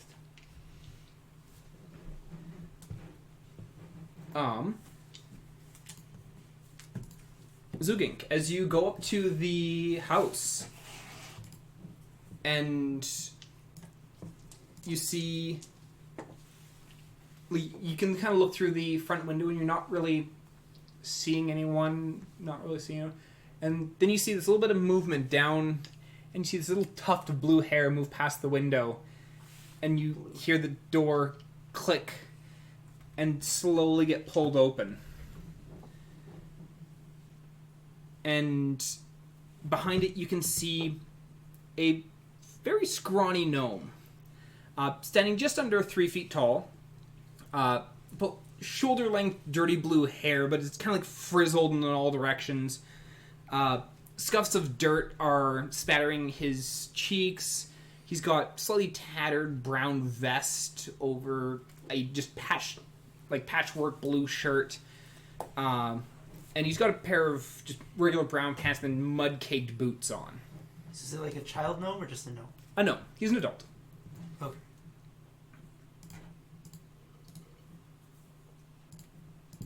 You see. Ooh. And he opens the door and he looks out and is looking around. You killed them. You got rid of the wolves. And I'll like lean down or like kneel down so I'm closer. I'm still You're still at least a but- foot over him. And I'll be like, yes, got them. Are you okay? Yes, I am. Where's Merrick? And he kind of steps past you a little bit, looking out, and you see him. Oh, Merrick, I told you help was coming. If only you'd waited. And he's looking at the corpse. And I go, who was that? He was my assistant. I'm an alchemist. Mostly dealing with potions, stuff like that, and my gardens. And he just books it over to the gardens, and he's like, oh, thank goodness they didn't get into the gardens. Oh, that's such a relief. I don't think wolves usually go for gardens, but Fair, but happy for you. I had to be sure. And he's looking around at all of you. Please, come. Before we do anything, the large wolf, is there some place we could drag this? Burn it. I'd like to burn it. Because this thing is foul. It'd be really not good if the corruption within it spread. Corruption, and he walks over and he struggles and manages to get the wolf over on its side, so you can just look at all these spines, and he's like, "Oh, I've never seen anything like that before. That is Alarming. quite something." We've seen Interesting. We've seen something similar, except instead of spines, it was inky black goo coming out of bears. Oh God, I'd hate to see it something like this on a bear. That'd be terrifying. Actually, they were quite comparable. Trust me, they were quite comparable. But I'm thinking if something like this, all these spines, he's pointing at the wolves. If something like this was on, coating a bear, that would. I see your point. I see your point. And I know he's just kind of imagining that. So, that would be interesting. So, you said you're an alchemist. Oh, yes. And you've never. Let's back up. I'm Theioryn. Nice to meet you. And he just reaches his hand up. Yeah, I shake your hand. This is that over there is Zugink. The little one is Annah, and this, and I put my hand on Kay, is our new friend Kay, who held his own quite admirably, and just completed his community service. So The gnome walks up and, hi. I think I'm actually closer to the ground because I was skinning things recently. True. He walks up and holds his hand straight out to you and ignores the fact your hand's covered in blood from skinning. Just walks over, holds out the bloody hand to Hannah. What color's the blood? Red. So it's not black icky. It's not black inky. Nice to meet you. Look at your hand. There's a little bit of red blood in your hand. Yeah, I'm bleeding, so And par for the course. wanders over to Zugink And shake. Like their arm. anyway, he goes back and I must look into this more. And you just see him just kind of run into his hut, and after a couple moments comes running back out. He's got a pair of pliers in his hand. And Start removing the spines. pries out a good dozen spines from the wolf and puts it into just this wooden bucket. And As he's doing that, I approach him and I go, you wouldn't happen to be Danik? yes, that's me. Ah, you're the reason we came. Oh, someone answered my notice. yes, you had a wolf problem that we just handled. Theoretically, yes. Yes. Maybe after we've gotten this, maybe we could all go inside. A few of us have taken a few hits. I've got a migraine from all the healing I've had to pull out. And we have a poor young man covered in slug goo who would probably like to get clean. Fair enough. Also, if you don't mind, I think we have a friend who needs burying and a crazy wolf corpse that needs burning. Oh. Turns to you. If you need to wash up, the well's right over there. Are you okay? I'm fine. Well, You're no. kind of bloody. I I'm actually kind of woozy now that I think about You it. said that you're an alchemist. Do you Yeah. deal in potions? Oh, absolutely. I usually go into Amenodel and sell them. Maybe we could do some business real quick. Hold that thought. If you're going to burn the wolves, I've got some spines. I'm fine with those. Those are good. And he points over to like the clearing area, just by where the pile of bugs are. Like, if you're at it, burn the bugs. How did there get to be so many bugs? It's amazing, the wonders of nature. They could damage his. They could ruin my crops. Please deal with bugs if you could. Yes. Do I actually have a way to deal with those? It takes about a minute to clear them, or per 5 foot square. Oh, yeah. I'll get on that right away. Yes, you toss the wolves on those. Burn that. It'll be good. Just don't get too close to the grass. I'd rather not start a fire. Also, please don't do that right next to my curtains. No, Thank you. yes. Zugink, will you help me pull a wolf corpse to a clearing? Well, I kind of just like pick it up. probably take the rest of them too, just Yeah. in case. I pick all of them up. Yeah. Pick them up and carry them over. Drop them on the bugs. I'll go wash the slime goo off my legs. And once Zugink has all of them together, I will cast Control Flame, and I will start burning the bodies. Okay.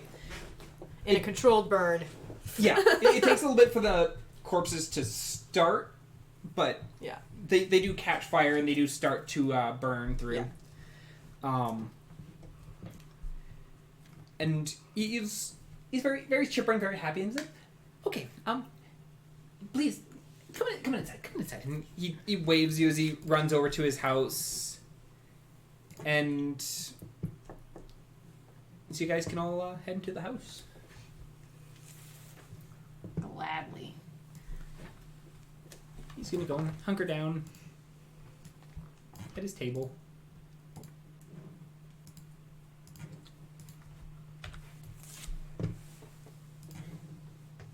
No, you don't want me sitting on the table. Yeah. Oops. I'm guessing Theioryn's also going in there. Yeah. Yeah, he invites inside the house, and like once all the wolves had burned up. Oh yeah, that one got moved to a different layer. Doop. So you go and you clear. Like once the wolves have burned away, you head into the house, and he sits down at the table, and so. How did you cross the board? Did you grab it off the bounty board? Did you get it off of the guards? I got it from Inra herself. Ooh, from Inra, lovely lady. Yeah, she's one of the main people who I go and sell my potions to when I go into town. Speaking of potions, Yes. And he goes running off to one of his cupboards and he pulls it open. He grabs 3 vials and comes running back over and sets them on the table. And you know, initially it was supposed to be an 80 gold reward for this, and I'm still going to give you that. That's fair game. He goes and he pulls open a little chest as well and puts the 80 gold on the table, closes it up, and sets the chest back aside. But honestly, I wasn't actually thinking that anyone was going to show up. And you absolutely didn't risk your lives. These wolves are a lot more aggressive than even the ones that I encountered last time. So that is a good thing that you were able to come and deal with them. So I don't have much in the way of potions, but I've got these 3 potions. You are more than welcome to them. But that being said, these wolves have become unnaturally aggressive over the course of the past couple of weeks. Like, we've always had wolves in the area, but normally I could just shout and they'd go scurrying off into the woods, and I had no issue. But a couple of weeks ago, they started advancing on the farm a little more aggressively, and even yelling stopped being a deterrent for them. Merrick, you'd often grab stuff and go chasing towards them to kind of scare them off. Usually that worked for a little while, but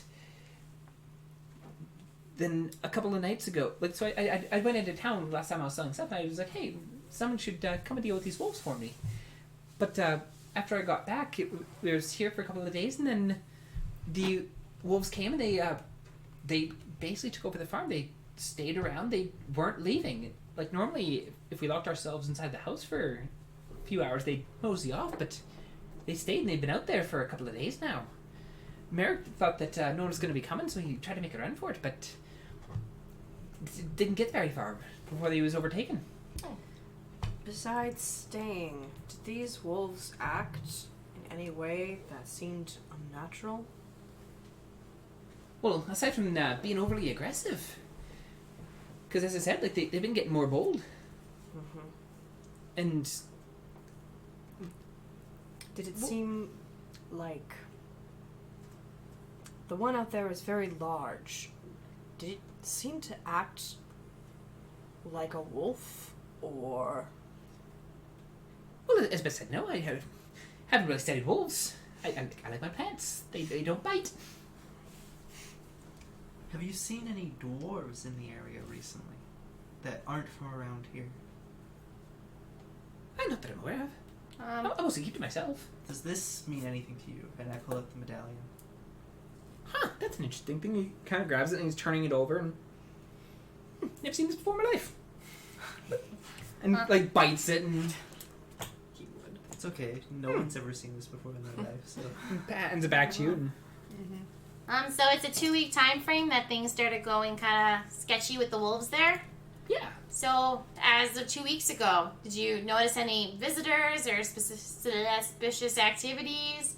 What do you think might have changed in 2 weeks that you've noticed? Nothing over the last 2 weeks. About 3.5 weeks ago, we had a little bit of a rumble. We had a minor earthquake, but that'd be about it. That's the only abnormal thing I've had around here for a while. That's good. That's really good. A minor earthquake. Can I do a knowledge history to know if earthquakes are pretty common, I imagine, but... roll me a knowledge... Actually, this would be nature? Or, yeah, any sort of... Okay. I will do nature. Yeah, roll me a nature. 8. Yay. Earthquakes happen? Earthquakes happen. Not entirely sure, if this place is Prone to them. prone to them. Okay.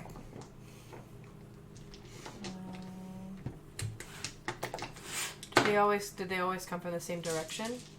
Yeah, they came from the forest up to the north. Always the north. Do you know what's north of here? Other than a forest?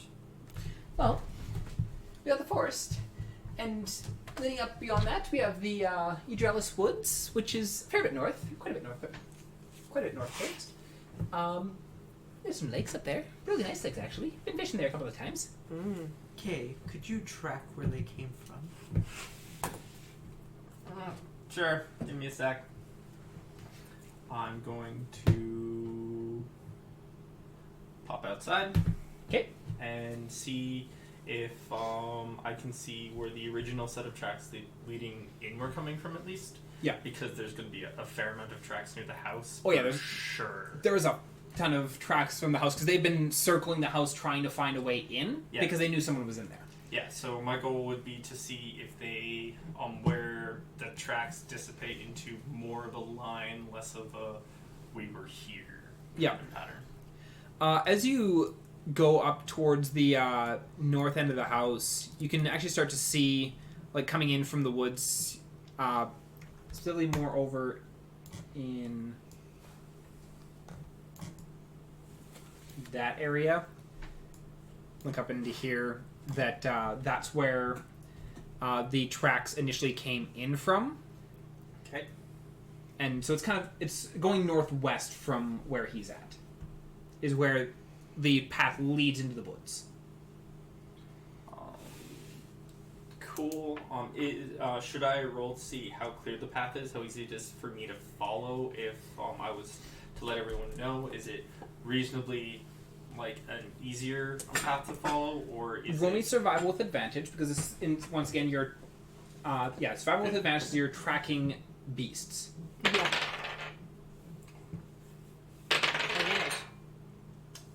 It's 15. 15? You feel pretty confident that you'd be able to track where they came from, at least for a while into the bush. You don't know this area in particular. Like, you're accustomed to forest, so like the ebbs and flows of the woods itself wouldn't be too hard to navigate through. You're not sure to what extent, like, because you don't know this forest in particular, you don't know what lays inside the forest. You don't know how well the tracks are going to maintain. Yep. But at least leading into the forest, you'll be able to follow them for the first little bit fairly easily. Cool.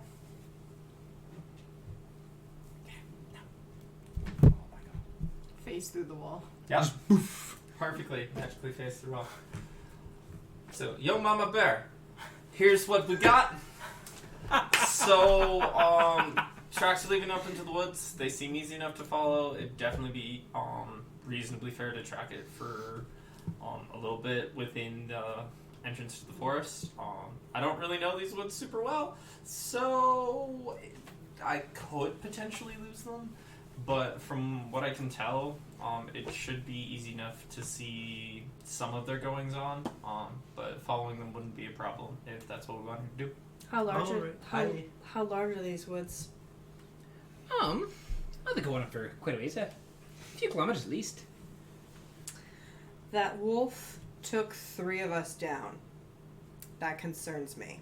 I recommend we rest, Oh, and then yes. we can, I think in the morning, we see if we can find more details on that trail. I think we might need to prepare more. Yeah, I don't know We that we might should lose track that them. trail if we head back.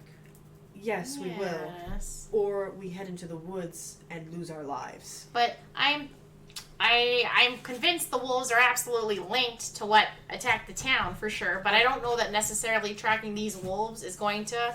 But it might lead to something that points us in the right direction. It's the best lead we have right True, now. it absolutely. It's a lead. It absolutely is a lead. However, that creature out there, I blasted it in the face with a sacred bolt, and it did nothing. It didn't Yes, it didn't even bleed properly. It just. But got I'm sure it's more- territorial. There can't be more. We're not. What could possibly go We're wrong? not talking about regular wolves anymore. We saw Kay take one out like that, and the other one, it took a lot more. I still think following that trail is our best lead. And I don't disagree. I just want to make sure that before we go into the woods, that we are prepared. Because remember, there's I not look at my just bag. I'm like, I'm there's prepared. there's not just crazy wolves in there, right? There are bears. We've dealt with those. Yes, And it wasn't great. it wasn't great. It wasn't great. Yes, But they were dealt with. they were dealt one with, but died. it wasn't great. This is an infection that's spreading. Yes. And it stands to reason. Exactly. We need to get on top of it before it spreads too far. Which we are. Yes. We're looking into it. But think of the worst monster you can think of. And think of it infected with this hellspike juice stuff. Mm-hmm. I'm suddenly picturing a Tarrasque with these things. Yes. So a Tarrasque. Yeah. So I'm thinking, and I'm like, Kay, can you track them in the morning? Well, you're more than welcome to spend here the night. I think they're going to qualms with that. And although that being said, if you're going to be pitching your tent, you're going to pitch your tent inside. I'd rather not have you outside and then wake up to find more people dead. Fair enough. That's greatly appreciated. Sounds good. We can rest for the night, and then I'm going to try to convince Kay to track in the morning. Are we able to make more potions? Yes. Let me check. And What potions is he giving us? Is it better? standard healing. Yeah, Oh, we they're have. healing. Yeah, he Oh. gave us 3 standard healing potions. Yeah. And then with my with 3 and there's 4 my of us. knowledge of medicine, I was actually going to ask, hey, can we make a trade for some herbs, and together I can help you make some potions for you to sell, and then for us to take some on our journey. Can I have that conversation? Well, I gotta be seeing what I got still growing out there. Gotta see if I've got enough materials to actually make any more. All right. And so he goes toting out to his the lots. And he's just going up and down the lots, just like moving some of the leaves aside. He's got a little bucket with me. He's picking some of the stuff and cramming those in there, and goes through each of the both. He goes through both gardens and goes over to the little flower bed. Like goes through his gardens. He goes over to the flower bed out in front. He picks a couple of flowers out of that and tossing those in the buckets, and comes back in. He's like, I could feasibly be getting one more potion out of this, but that's I don't have most of the thistlebush. I haven't. I picked a whole bunch of it before because I just came back from selling a whole bunch of stuff, so don't really have a whole lot. But I could get it. I could squeeze probably one more out. Cool. Can you teach me the ingredients on how to make insert potion that we are making so that I know, because I have a kit that allows me to make them later if I obtain the ingredients. As long as you can obtain the ingredients? Yeah. Okay. Yeah, He looks at you. You're not going to be stealing my business, are you? No, I just want to live. Come on. He's a wild child. I doubt you'll see him in the city anytime soon. Yeah. A useful wild child. Cities don't make sense to me. Everyone gets mad at me. I don't. Oh, I completely understand. People always tell me, talk slower. But no, I don't. Life's too short to be talking too slow. And he hurries over to the table. He's like, come on. Oh. Alright, so I'm going to have an educational lesson. Everyone gets 20 gold out of the 80 gold that we just got. Yep, so everyone gets 20 gold. Where are we splitting the potions? And he helps, he has you help him make the potion. Like, he's showing you specifically what you have to do. I want you to make me a medicine roll? I mean, specifically if we're dealing with making medicine. Yeah, this would be make a medicine check. That's a 19. 19? Yep, so you learn the basic list of ingredients that you need in order to be able to make the potion, and he teaches you like what order you need to mix things in, how you have to mix it, how much of things, and all that. And so you have the information on how to make the potion, permitting you can gather the materials. Cool. And which potion is it specifically? Just standard healing? Yeah. Yeah, this is the just potion of healing.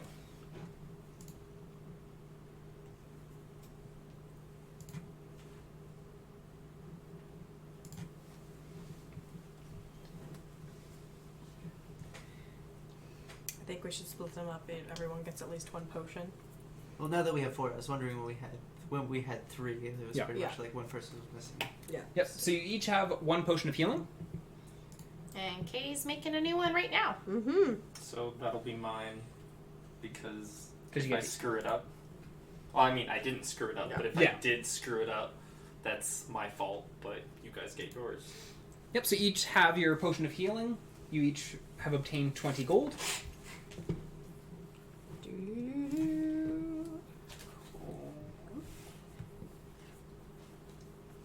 And like it's just a standard potion of healing? Yeah. Yeah, and so he's like, once you two have finished making up the potion, he goes and he's like, it's past dinner time.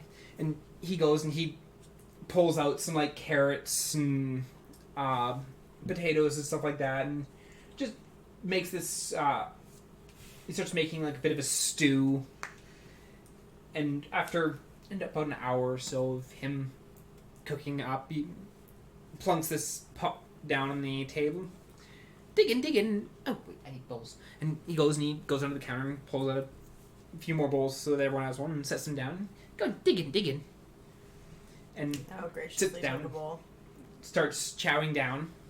Utensils, my fine gnome. There's like spoons there with the bowls. Oh, there's spoons. Yeah. You never said he grabbed them, so it's like spoons. Yes, there's spoons and bowls. He grabbed the necessary utensils in order to be able to consume the food that he Some prepared. people just like bowl. So I was thinking, be my polite self, be like, with a spoon. And conveniently, I have a kit for that in my backpack too. So Yeah, most of you have a Tinder kit, I believe. I have a mess kit. Or a mess kit, that's what it's called. Yeah, but if I don't have to mess up my own stuff.